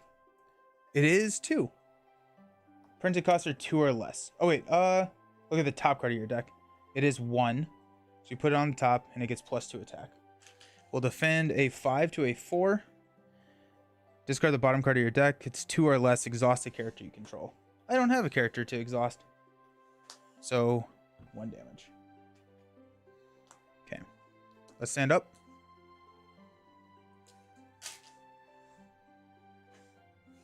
Increase our threat to 33. We'll draw into Ancient Mathem. Give me a Elven Light. We'll spend 2 to play Gondor on Boromir. And we actually don't have a reason to... This is what we're going to do. We're going to spend 2 to play the Ship Captain. We're going to move a resource here.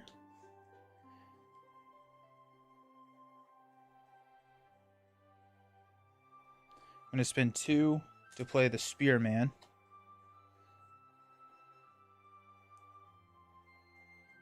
Okay. We can drop Visionary Leadership next turn. And Gondor allies have +1 attack. So I think what we'll do is we'll block here. And then we can attack for 4, which is a damage, which is not enough damage though.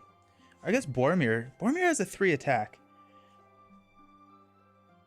So that'd be attack for 7, which would take him out. So if we're okay with sacrificing threat, which we do have a Galadriel's, I think we're okay with sacrificing a little bit of threat here. And we can take out the Servant. That'd be nice. Okay, so let's go ahead and quest for 3, 4, showing 4.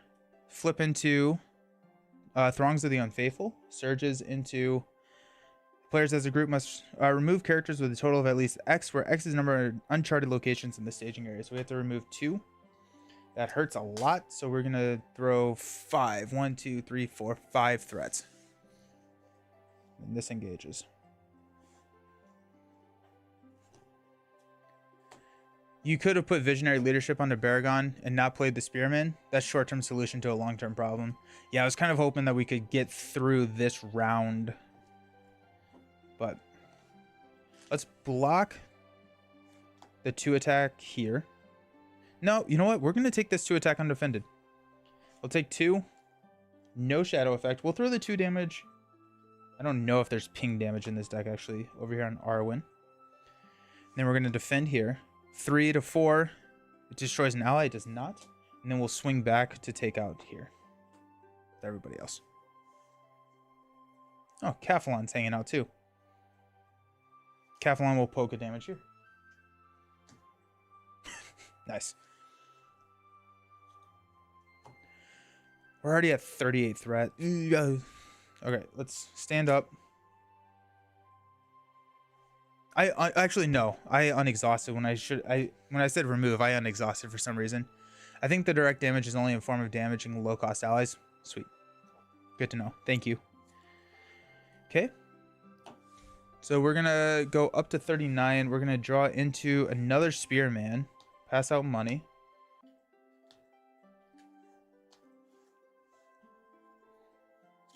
We got 2 for a Visionary Leadership. So while the attached hero has at least 1 resource in its pool, Gondor characters get +1 willpower. It's nice. It's very, very, very nice.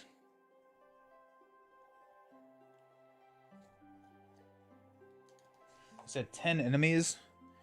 We've already seen 4. So we have a fairly decent chance of not hitting an enemy here.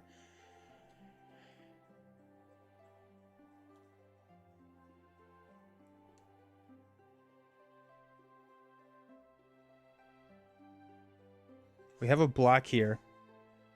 Worst case scenario, we take it undefended. I think we're getting to the point where I need to travel and play Ancient Matham.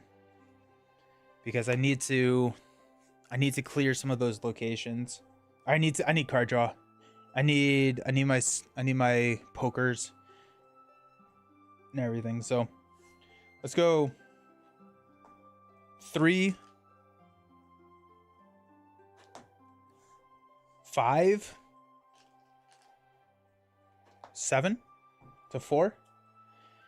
When revealed, each player must exhaust the character he controls, or each lost island in the staging area gets +1 until the end of the phase.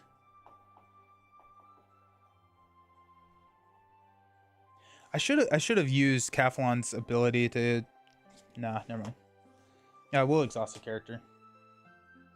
Which will be a spearman. Hey, Josh, how's it going? Driving so I can just say hi, but how's it going? Like the scenario? Yeah. This is a nice tense game. Yeah, I decided to go Gondor with the cheap allies, which this scenario decided to tech really hard against, but it's good. Hope you drive safe. Thanks for stopping in. Okay, we'll block with Baragon here for 2. No shadow effect. We'll attack for 3. Now we have a Gondorian Spearman block lethal. And we will probably use our ability to swap like Galadriel. Or if we can get a high cost card, because I don't want this to keep coming out. Let's stand up, increase our threat. So we're at 40. Maybe Valor is not super bad to be thinking about here. We'll draw into another Ancient Matham. Oh wait, shoot, I wanted to travel. I'm gonna have traveled here. Okay, so we're not readying. That really hurts. Less than 2. So this is still exhausted, this is still exhausted, but everybody else is ready because these now all have 2 because we have 1 here. So that's not as bad as I thought. Okay. Okay. It's bad. It's not as bad. Okay. Let's pass out money.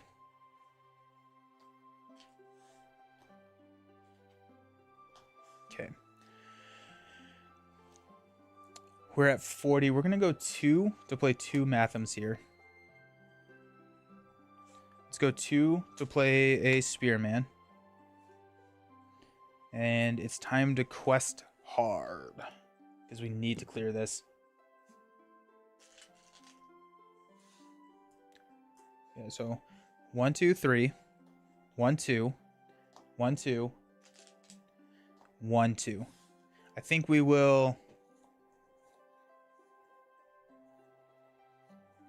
So that's showing 9 to 4, effectively 7. I'm happy with that. Those odds. It just means that this guy will go on to the top of the deck, unfortunately. Well, we actually don't know what's on the bottom, so it potentially could go onto the top. We could also just use Kafalon to swap Galadriel's Greeting, but I also kind of want Galadriel's Greeting. Right. Flip into 1, surges into 1. Okay.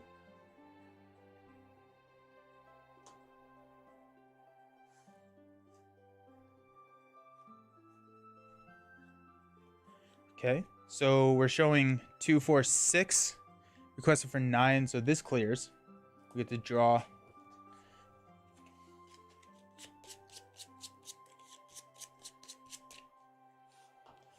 Uh, 6 cards. 1, 2, 3, 4, 5, 6. Still no Elven Lights. No. Okay. We'll travel here. This guy engages us. We'll block with the Spearman here, which will kill this. When it's destroyed, it is 2. if it's 2 or less. Shoot. So yeah, this goes back to the top of the deck. And then we're going to take this one undefended. It's going to be 2. Discard the bottom of your deck. If it's 2 or less, it gets +2. We'll throw 4 damage on Boromir. Okay. Ah! But, I mean, we have a lot of cards now, which is nice. Still no weapons or Elven Lights, though. Ugh. But we do have Ingold, which is very, very nice. We have more Spearmans. We have more Defenders. So I think we'll... Okay, cool. Increase our threat to 41. Let's stand up. The whole point is to not die. Good thing Boromir has 5 health. That's the second time you took an undefended attack of 4. Yeah. Yeah. The only reason I did take the undefended attack of 4 is because I knew I had a 5 health soak. Okay. We're going to draw into a Test of Will. So we got a lot of Test of Wills. We've got a lot of, I guess, everything.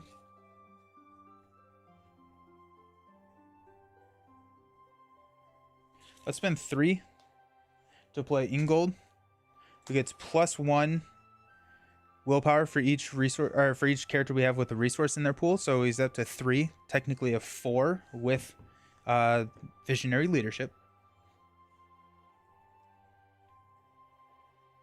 I think that's kind of what we do.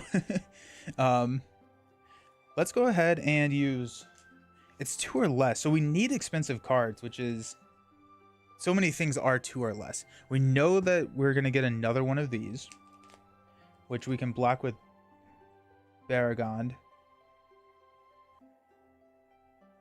And we don't have a defender out there, but we can toss a spearman in front of him. Or the ship captain. No, probably the spearman. I want the questing power.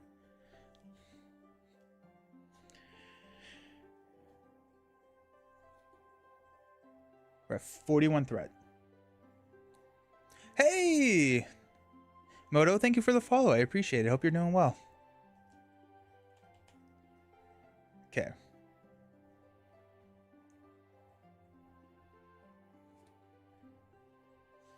Let's quest for 3, 7.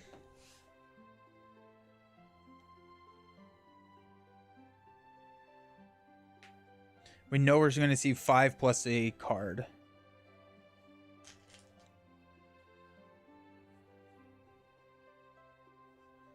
One, 2. We'll go 9. This will surge into...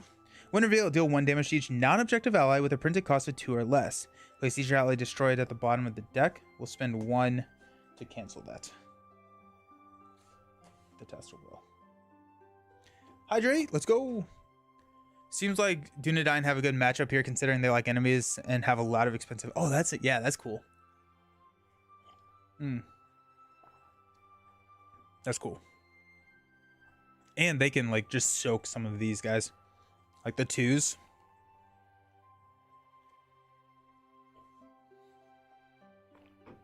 That's cool. Alright, we will engage here. Oh, wait, hold on. We quested for 9. We're showing 5. This clears. After this, we can look at a face down. When it is the active location, it contributes its threat to the staging area. Gross. We'll engage here. We'll defend here.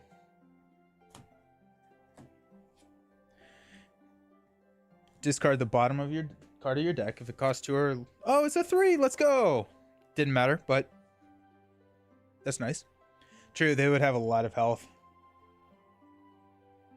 The Dunedain. We'll block with the Spearman. Polka damage. No. No. Okay. Let's increase our threat to 42. Let's stand everybody up. Pass out money. Draw a Elven Light. Oh, okay, that works too. We'll play Spear the Citadel. Now we have a Goblin Claver too.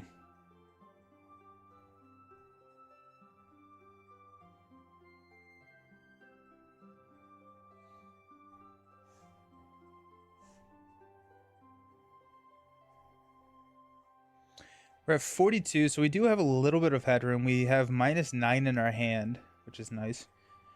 I think we can spend 2 to put the defender out here.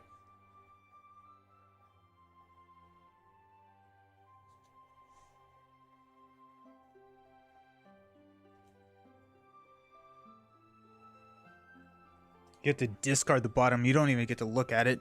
The Dunedain arrows all have 4 health and most allies. Oh, I see what you're saying. Yeah. Yeah.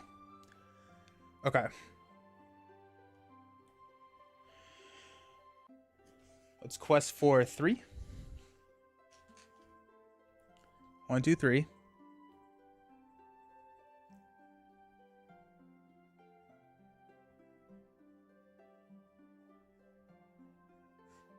This only has 3. 1, 2, 3. We're showing 4. We've seen this one. I'm going to... This means I've looked at it. I can look at it again because I don't want to have to remember it, because that hurts my head. We got 2 defenders here, so we should be fine with that. I'm going to keep Caphalon just in case. We'll go 1, 2. We're going to quest for 8, showing 2, flip into a 2. When it attacks and destroys an ally, place that ally on the bottom of the owner's deck. Engages us at 32, so we will engage here. Okay. Shadow cards.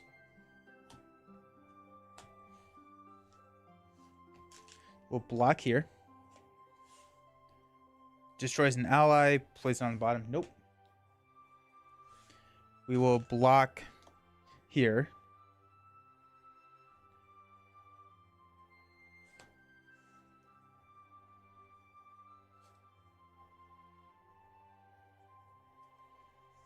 I could block with the Spearman. If I block with the Spearman, then I can put it on the bottom of the deck, and then I can swap Visionary Leadership with the Spearman.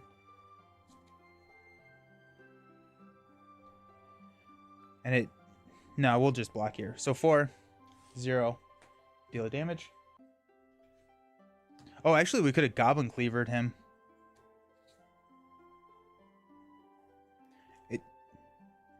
We'll go ahead and Goblin Cleaver to kill this guy. And then we'll block with our Spearman. Deal damage. 2, no shadow effect. He's gone. Okay.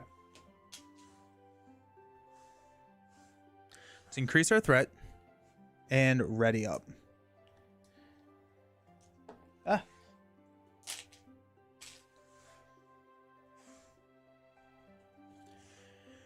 At 43, we're going to draw into an Elven Light. Yes! Okay, let's go. Whew. That feels good to start having. Okay, let's toss an Elven Light, get a resource. We'll spend to play Elven Light from our discard to draw into an Elrond's Council. Beautiful. I think we can travel here. Now that we have 2 Elrond's Councils, we have a fairly robust questing at this point.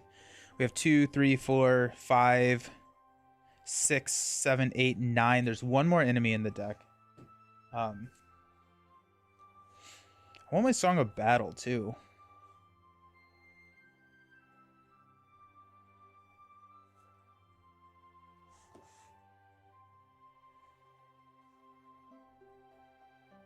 Okay, let's go ahead and quest for 3.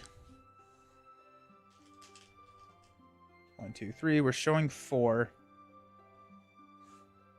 1, 2. 1, 2. So we're going to quest for 7. When revealed, the players discard the bottom card of their deck. Then he discards each card in his hand with a printed cost higher than that of the discarded card. We'll test a will that. Not worth. Kind of curious what it was, but I did quest through 1, which was a 3.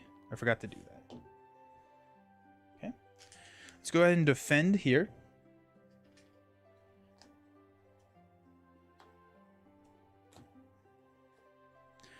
Discard the bottom card of your deck. If it has a printed cost of 2 or less, he makes an additional attack. It is 2, so they're going to make an additional attack. We'll defend with the defender. Maybe 2, so we're good. Then we will defend with Ingold here. 2. Discard the bottom card. If it's 2 or less, it is 5. Let's go. Okay, so Ingold survives.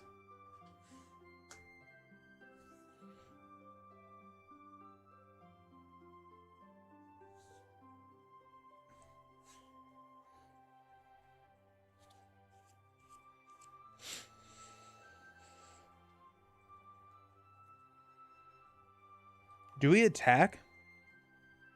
Do we risk? We don't really have a lot of cards that are less than, or that are 3 or more. The 2 or less is tough because it includes the 2. So I don't think we attack here. I think we want to try and use Cathalon to save. We can go Galadriel's Greeting and get rid of it. Like, it's going to engage us again, and it just gives us a +1 threat. You also get progress for the main deck location you explored. The force is when a location is explored, not just on chart. Oh, very cool. Okay. Thank you. Thank you, thank you, thank you. So that's a 3. Oh, that's awesome. Okay, so that's 3. Okay. I did say I wanted to travel here, so.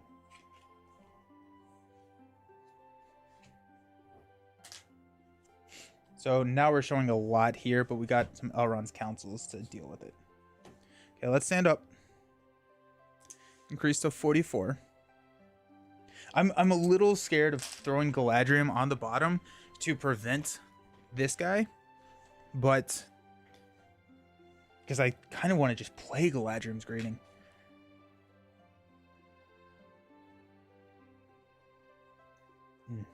Let's draw a card. It's a shield. That's nice. We'll pass out money.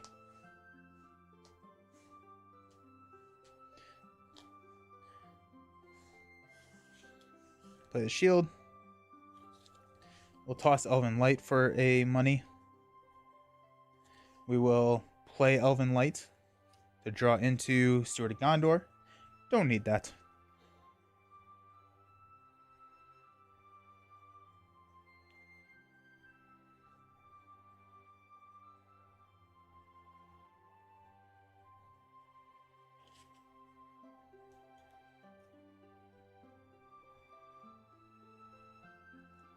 Okay. Is that an enemy? I don't think it's a 1, 2, 3, 4, 5, 6, 7, 8, 9, 10. Okay, so that's not an enemy. So that's nice. I'd probably just tank the enemies for the rest of the game unless you draw an expensive card you don't want to need. That's kind of where I'm leaning as well. I really want to push through this. Knowing that that's not an enemy, we can quest fairly hard. We need to keep these 2. So let's go ahead and start questing. We're showing 7 in the staging area. Let's go 1, 2, 3. 1, 2. 1, 2. 1, 2, 3, 4. 1, 2. So we're questing for 13. We have +2, which we will probably use regardless. Just because I need to start reducing my threat. I'm going to flip into, as the players must remove X total, where X is the number of uncharted locations in the staging area. Okay. So that's going to be 1, it's going to be -4. 1, 2, 3, 4. Which shows us, oh wait. Takes us to 9. So that is enough to still progress. We'll shuffle this up. I did the thing where I unexhausted them again. No, they're just not contributing. Okay. And this place is 5.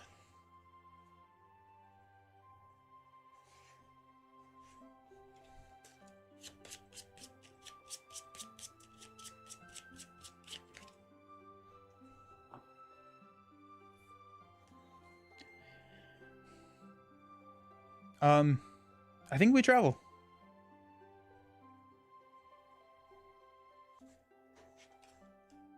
Okay, so we're not readying again.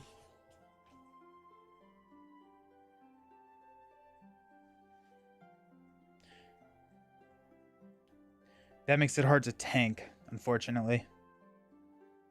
But, okay. Pass out shadow cards. We'll block this one with Baragon. Discard the bottom card. Song of Battle. So we still full block. Then we'll block here. Nope. Okay.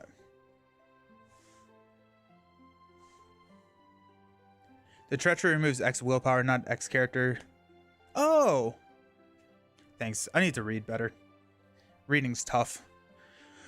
Alright, so we're going to unexhaust here, unexhaust here, unexhaust here, not unexhaust, unexhaust, and unexhaust. Increase our threat to 45. Draw into a Song of Battle. There it is. Song of Battle does not help us at all. Oops. Let's pass out money.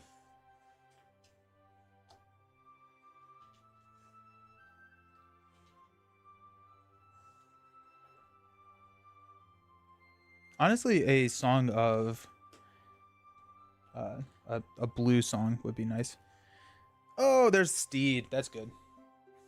We'll spend 1 to play Steed. We'll play Elven Light from the discard pile to draw into Spear of the Citadel. It's 2 cost. We'll spend 1 to play Song of Battle here. I am so late on Wizard Like. How goes the battle? It's okay. I'm having a lot of fun, but I am running into the issue that I'm playing a lot of like really cheap allies, and I did not realize that this scenario was going to tech so hard against it. But we're playing a Gondor deck, which has been really fun. Let's go ahead and spend 2 to play the Spearman. Let's spend 2 to play the Spear of the Citadel. Okay. I feel like Steward of Gondor needs to be on Arwen instead. Also, hi, sorry, how you doing? How's your Friday?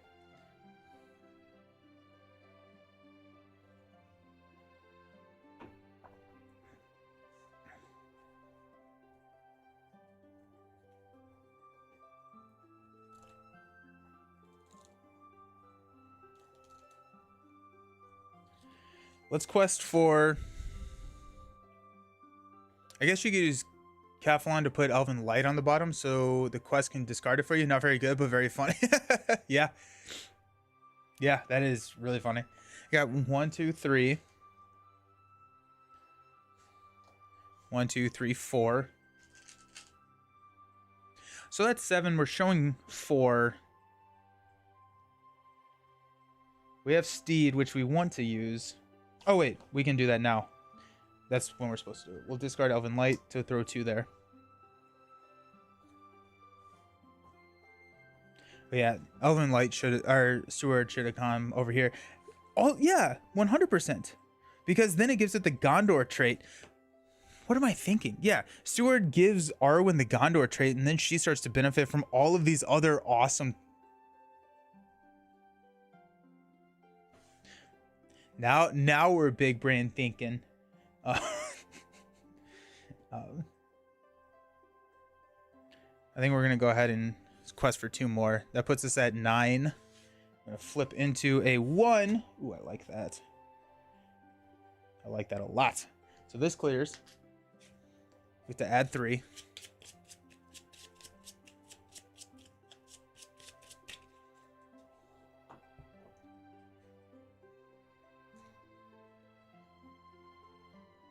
Travel here.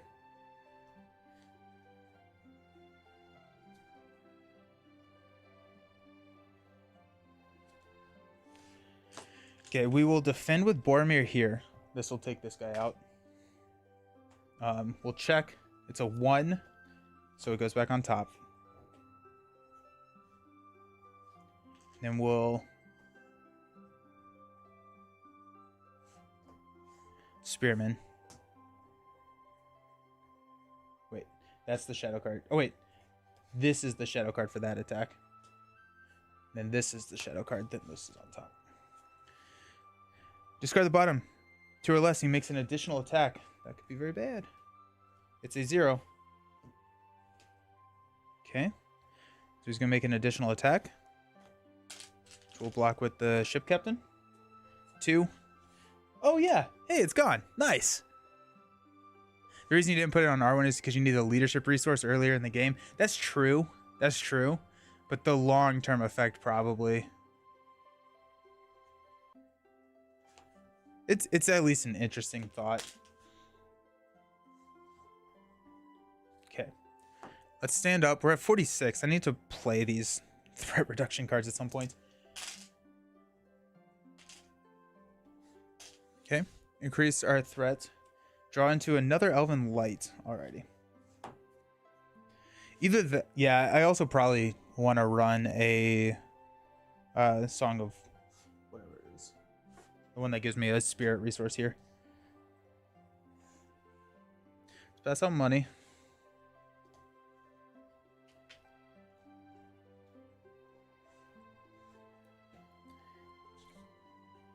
So how does the uniqueness rule work in Lord of the Rings?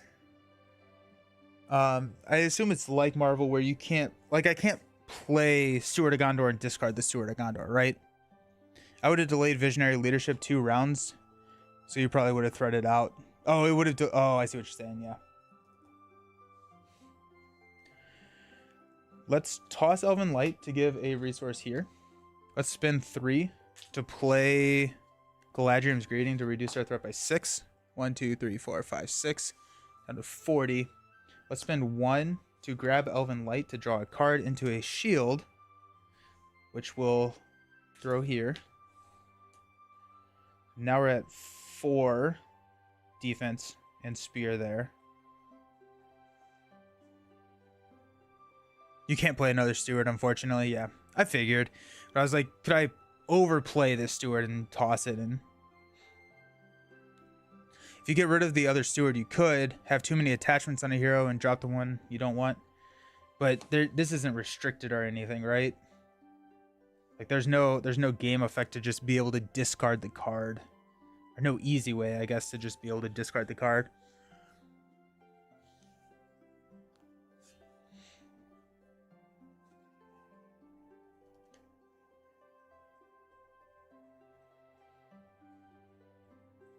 Let's go ahead and I guess we'll spend 1 to play Elven Light. There's no reason not to, right? Draw into a Citadel Custodian, which costs 3 right now.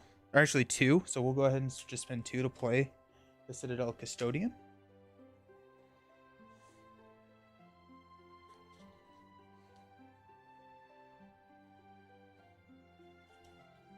Alright.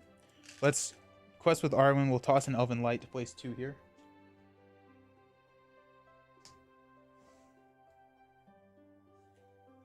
Oh no, restricted, then I guess not. Yeah. I would say if it was Denethor with Steward, then he should be sacrificing that.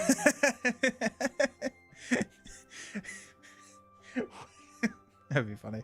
That would actually be really funny. To just like, I need to get Steward to get a... That's a big brain play right there. I don't think it works because the deck kind of functions around Boromir, but if you had a deck where you needed to like transition your resource curve over to someone else, which actually it would work really well with Fortune or Fate. That's interesting. Okay, so if you throw Steward of Gondor on the character or the sphere hero that you need early game in order to ramp into it, and then you need another character late game for the resource generation, you could, especially if it's a spirit character, you could take undefended attacks, kill off the character, discard everything, which probably would just be whatever you, probably Steward only, play another Steward, and then Fortune of Fate that hero back in. And then enter Brock Iron Fist. That feels like a big brain play that someone has made, and like it was super satisfying. It's not worth it here at all, but it's like that's interesting to change up your your ramp. Huh.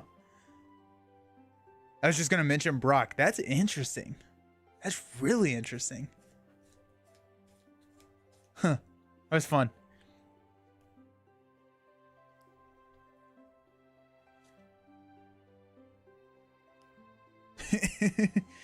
All right, let's go ahead and quest for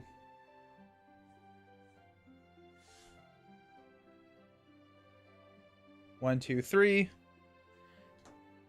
This is 1, 2, 3 because we no longer have resources over here. We're showing 6 to 4. Let's go 1, 2. We'll go 8 to 4. We're going to flip into each player must exhaust the character he controls, or each lost island gets +1 threat, which would take us up to 6. Yeah, we'll just give them +1 threat. And then this clears.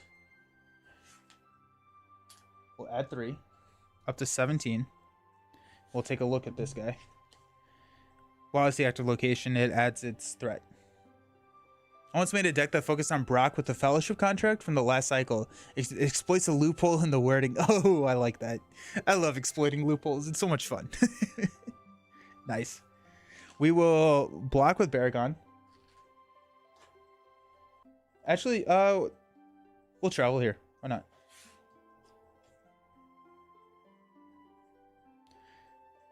And we'll block 6. No shadow effect. We could take it out, I guess. But I think we're just going to tank it for the rest of the game. Let's stand up. Increase our threat to 41. Draw a card into Goblin Cleaver. 1. Money.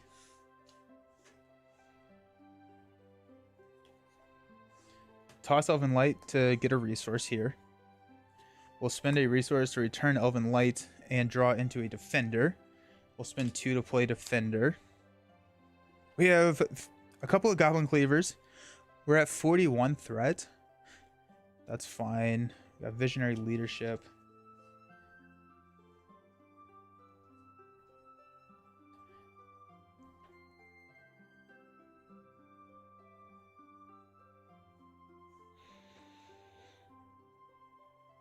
Ironically, this would have been really good for a Valor deck. Very cool synergy using Song of Battle to let Boromir hold the spear. Just noticed. Yeah. I did that. I forgot who I did that with at first. But yeah, I like it.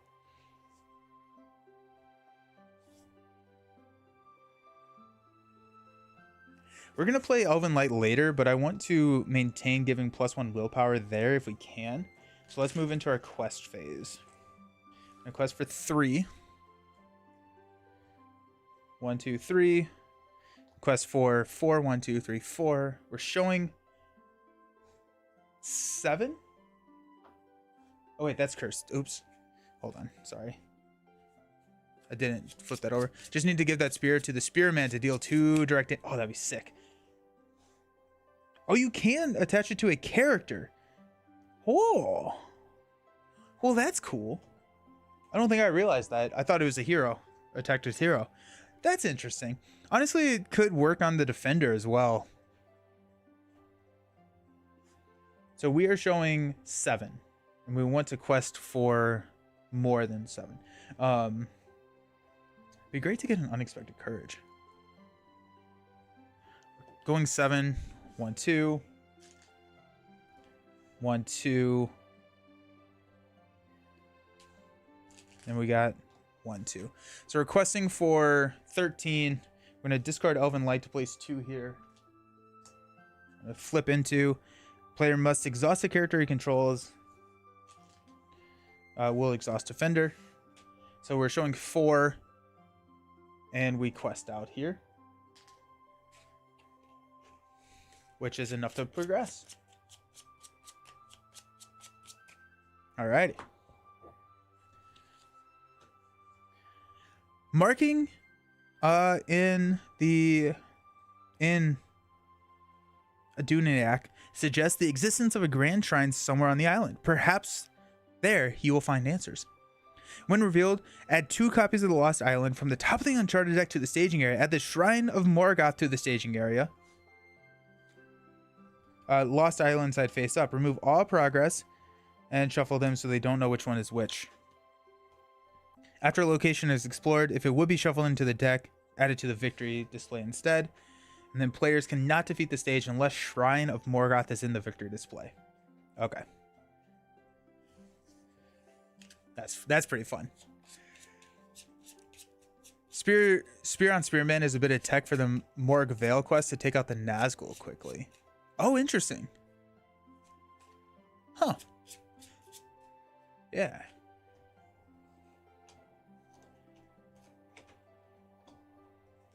So we're showing a lot of threat now. And at this point we can travel. Yeah, we'll travel here. Forbidden Coast. After Forbidden Coast is flipped over while active, each player may draw a card. Then each player chooses a card from their hand and places it on the bottom of their deck. Let's go! It's a good one. We'll draw Galadriel's Greeting, and we'll place Steward. No, we'll place Visionary Leadership on the bottom. Okay. It does have a lot to get through, unfortunately, but we'll block here. Will not trigger our response. 2, no shadow, so we're good. Okay. We'll stand up. Increase our threat to 42. And we have all the Elrond's councils still in our back pocket. Draw into the Honor Guard. Nice. Pass out money.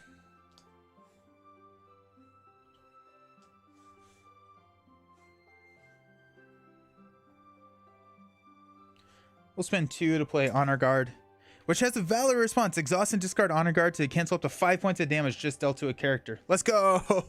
We can hit the Valor response. Let's spend 1 to play Elven Light. Draw into a Faramir. Let's go. There's 4 for a Faramir. That's big. That's real big right there. Ooh, let's go. We got 2 Goblin Cleavers, so we can cancel so much stuff coming in at us. Elven Light can toss. Okay. I guess we don't need that. Okay. I think it's actually been good to keep that little enemy with you. So many enemies have just been discarded as shadows. That's true. That's another, like, yeah. That's fun. That's really fun. Okay, so we're showing 8. We need to quest for minimum 14. Probably more. Which should not be an issue anymore.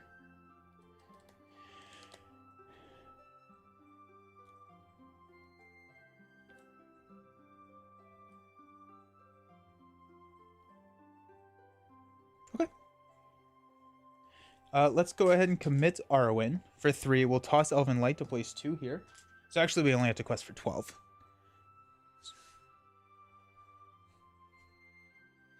1, 2, 3. We'll go ahead and exhaust Faramir to give everyone a +1 willpower. So that's going to be 1 more. Let's go 1, 2, 3. 1, 2, 3.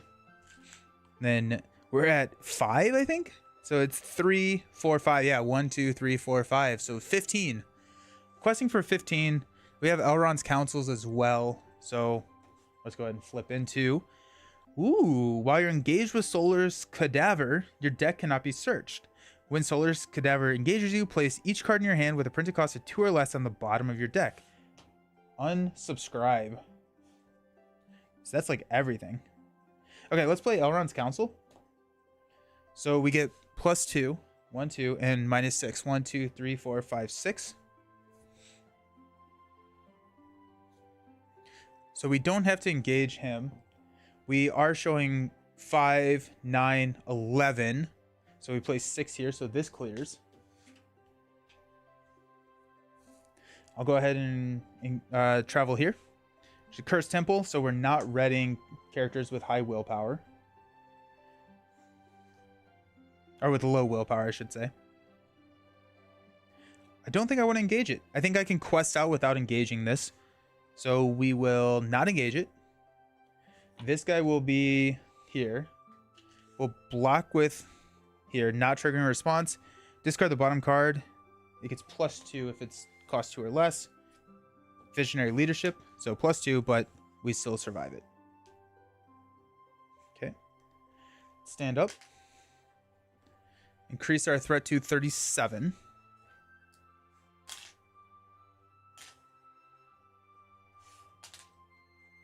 Grabbing Faramir was so decent. Okay, let's pass out money.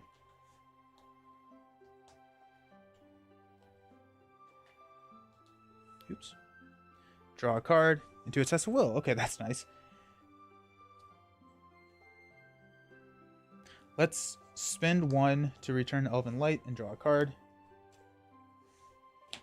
Oh wait, and we don't ready Baragond, actually. I think that's the only one we don't ready. Everyone else has more than, or 2 or more. Yeah. And we get to draw into a Ancient Matham. We can just deck out here. Then there's no... Huh.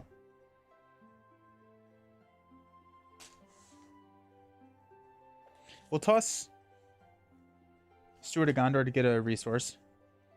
We'll spend a resource to play Ancient Matham here. Then we have an Elven Light for Steed.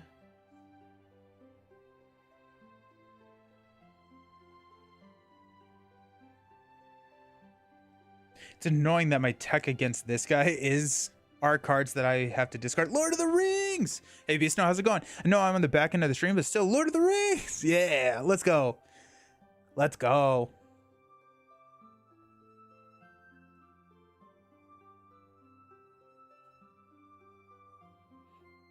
Okay, we're going to go Cathlon here. Take a look at the bottom, which is a Gladrian's Greeting. We're going to swap that with a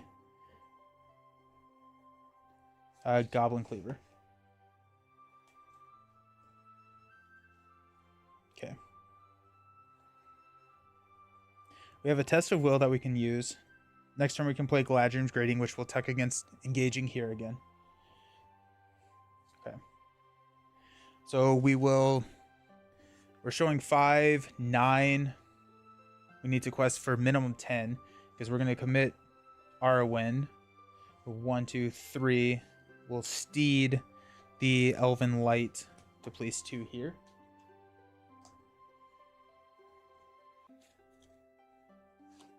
We will go ahead and use Faramir. So that's going to be 1. We got 1, 2, 3. 1, 2, 3, 4, 5.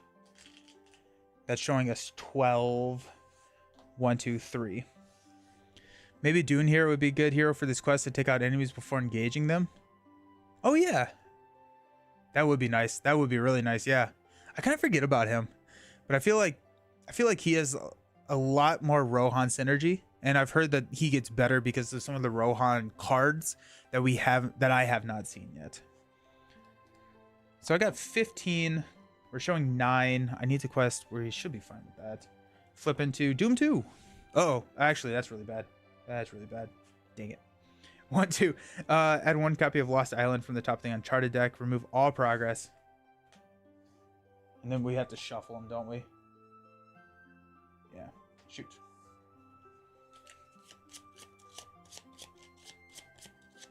Forgot about Doomed. Oh well.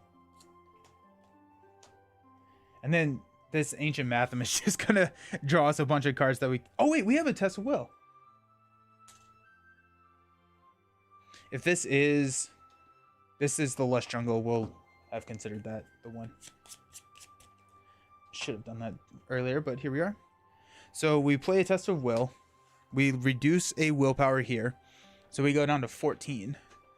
We're showing 9, so this clears. We still doomed. But we get to draw 1, 2, 3. We'll travel here. Draw Graves. Discard the top X cards of the encounter deck. Each player adds an undead enemy discarded this way. 1, 2, 3. Oh, shoot. Okay, well, we're getting hit with this regardless. So we have to put all the cards that cost 2 or less on the bottom. And then this guy also engages us.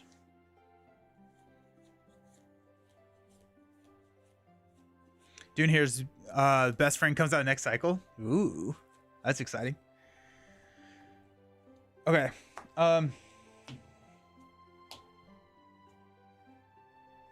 Shoot. So we have 3 defenders. So let's go ahead and defend here with defender. No shadow effect. Sweet. We'll defend here with defender. If it destroys an ally, it does not. And then we will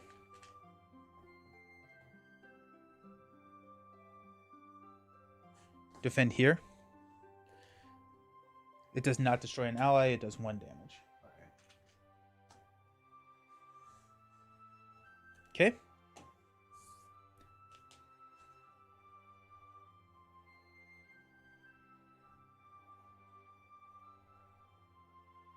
Okay.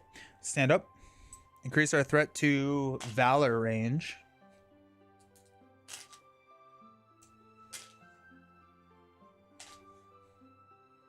Okay.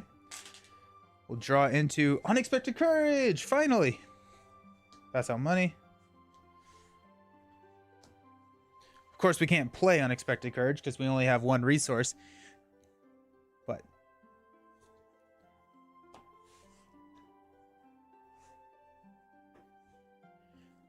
let's discard Ingold to get a resource here. Let's go ahead and spend 1 to return Elven Light to draw into another Faramir. Alrighty. We will quest here, toss Elven Light to place 2 here, which will clear that. So now we're just looking to not raise our threat.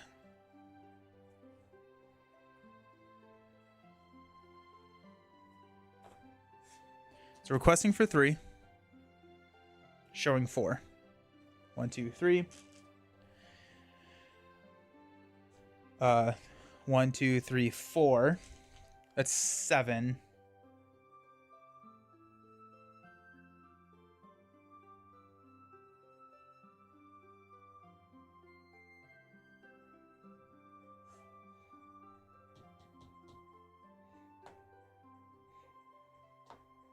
One, two, three. That's 10. We'll flip into a steep plateau. Alrighty. We'll travel here. Forbidden Coast. Alrighty. So that's the one that we need. While Forbidden Coast is flipped over, while active, each player may draw a card and then put a card on their hand on the bottom of their deck. There's another Steed. We'll put Faramir on the bottom of our deck, which is a 4 cost. So we could actually kill this guy and be okay. Cool. Pass out shadow cards. 1, 2, 3.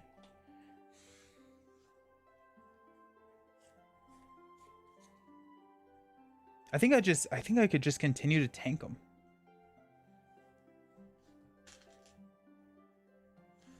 We're gonna Belagond here for 1. It does not destroy an ally. We'll Defender here. Discard the bottom. If it's 2 or less, it is not. It's a Faramir. And then we will defend here for 2. No shadow. Alrighty. Oh wait, we can attack and stuff. I don't know why. I don't know. Okay, so 2, 4, 5 to take out this guy. You might have enough attack thanks to Boromir's bonus if you wanted to get... Yeah, good call. Great minds. Okay, we'll stand up. Actually, I don't think I did. Oh, wait, I have Boromir. Boromir can help with that attack. Just kidding. Boromir has too many tokens on him that I missed the exhausted. Okay, so we'll unexhaust, increase our threat. Top of the round, we'll draw into a Goblin Cleaver. There you go, that's nice. And pass out money. Running out of money tokens. I guess that's a nice problem.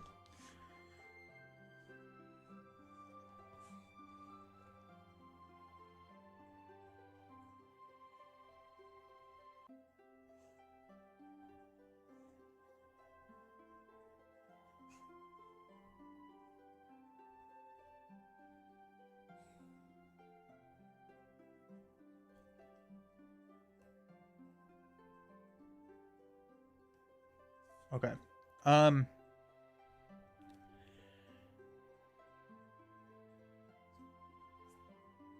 We have Galadriel's Greeting, which I can... Also, Boromir doesn't boost heroes, just allies. I don't... Yeah, no, I don't... He just has a 3 attack. So that's what I was counting. So, like, we attacked for 2, 3, 6. But, yes, thank you.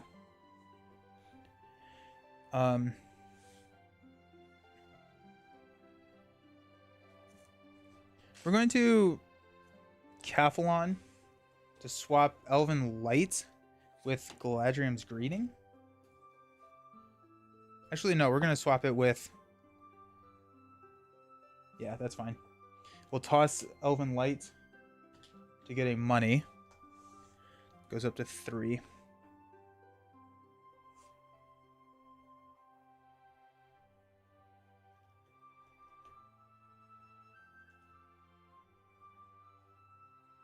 We have an on-call Galadriel's if we need it. Okay. Thought you count them as 4, but you were just... Yeah, I was just adding up. Thank you.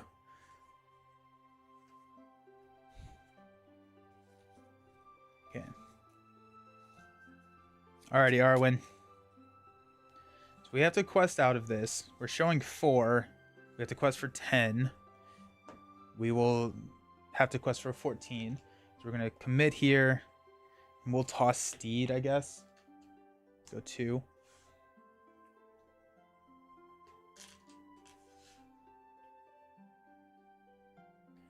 One, 2, 3. 1, 2, 3, 4. 5, 6. So we're questing for 9 right now. We'll go 1, 2, 3. Do quests for 12. We're showing 3, 7. If we flip a 3, we still clear. If we flip over a 3, is there anyone that I can quest with that is like... We can quest with 2 here.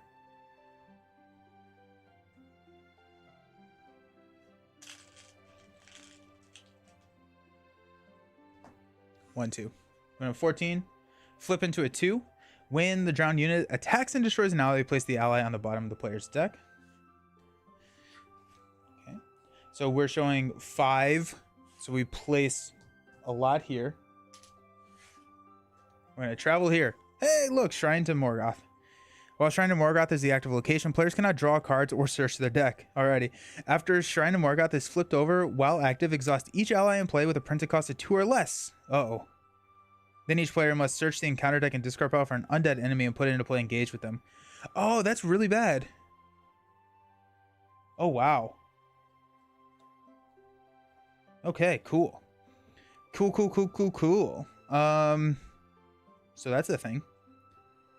Okay, so we have to exhaust all of our allies. And search, put it into play, engage with... I think we take Throng of the Unfaithful again.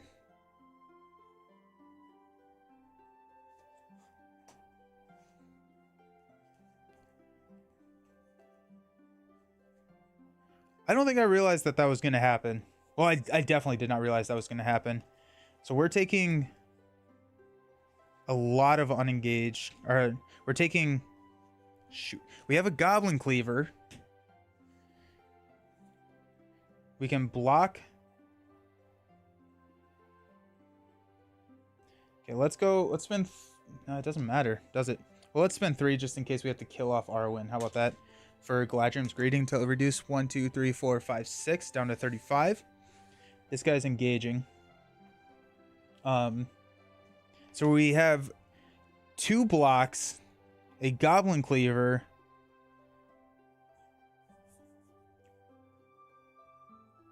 and we'll take 1 attack unengaged, or 1 attack.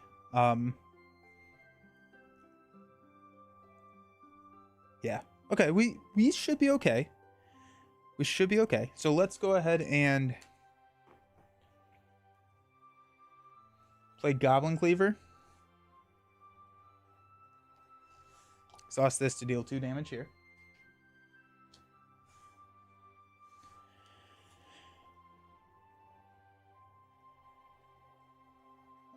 Or we could do 2 damage here. Because now we're going to be blocking, taking 2 undefended. So I think we actually kill here. Take a look at the bottom. It's a 3, so we discard. Lose Galadriel's. Okay. Okay. We will block here. So it's going to be... Let's pass out the shadow cards. No, you're absolutely never bothering me. I get excited talking about strategy and combos. No, please. Backseat all you want. You're totally fine. 4 to 6. Discard the bottom card. It is a 2, so it goes up to 6, but we still full block. We will block here. No, we'll block here.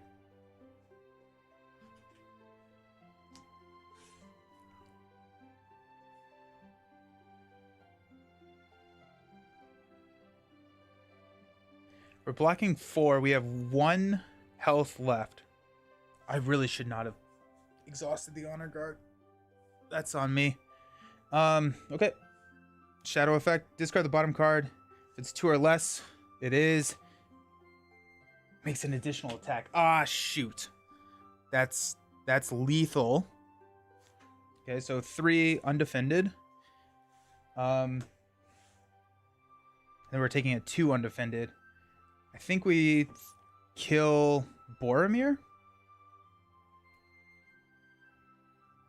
And then we hope that we don't draw this. Yeah, so Boromir's dead.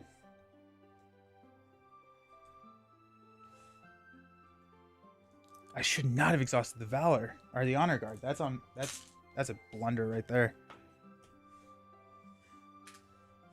Okay. Undefended. Okay, so we survive here. Okay. So that's nice. I would kill Baragon and just quest out. Well, so the reason I didn't kill Baragon is because I'm taking another undefended attack of 2. And then I would have killed 2 heroes rather than 1. Right? Because Boromir had 1 health.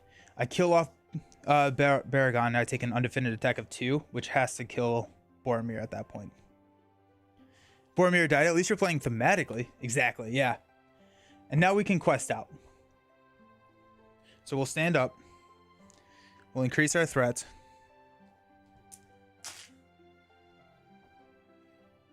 I think we can quest out here.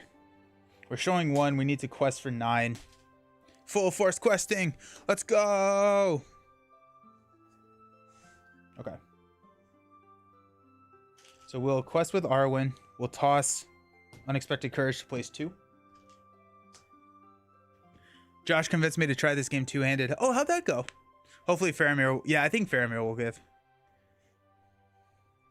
So we got 3 here. 4, 5, 6, 7, 8, 9. I never gave out resources.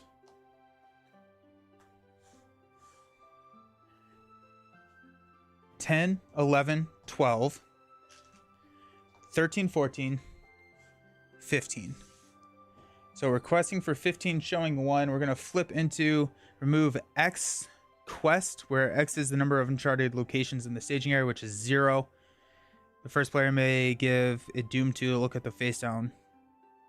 Okay, so we win. Whew. Oh my gosh. Yeah, so we placed 14 here and win. That was a wild end. Oh my gosh, that's crazy. I haven't tried it yet, but I'm sure it'll be my next playthrough. Nice. That was exciting. Yeah, I think even losing here, we would have been fine. Like if we sacrificed Barragond as well and we were down to 1 hero, we still would have been fine. Whew.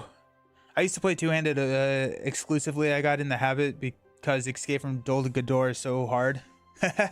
Same old, enjoying some Lord of the Rings, Nelson. Same, love seeing it on stream. Yeah, let's go, GG's. Oh my gosh, what an epic start to the weekend. All right, like we're getting close. Some of us are already on the weekend, some of us aren't, but nice. Oh my gosh, I really enjoyed this quest. I like the fact that we kneecapped ourselves with the low-cost ally Gondor build, which was kind of fun. But I really like the Dunedain. I feel like the Dunedain would have been a really fun way to play Jared. Yeah, Jared. Yeah, sweet. That was fun. Hype. Well, thank you so very much for hanging out. I appreciate each and every single one of you. Yeah, we're going to be back on Monday, barring any changes. Back on Monday with Marvel Champions, and I think next Friday we'll be continuing on with some Lord of the Rings. So I appreciate y'all. I hope you have a fantastic weekend, and thank you for hanging out. Peace.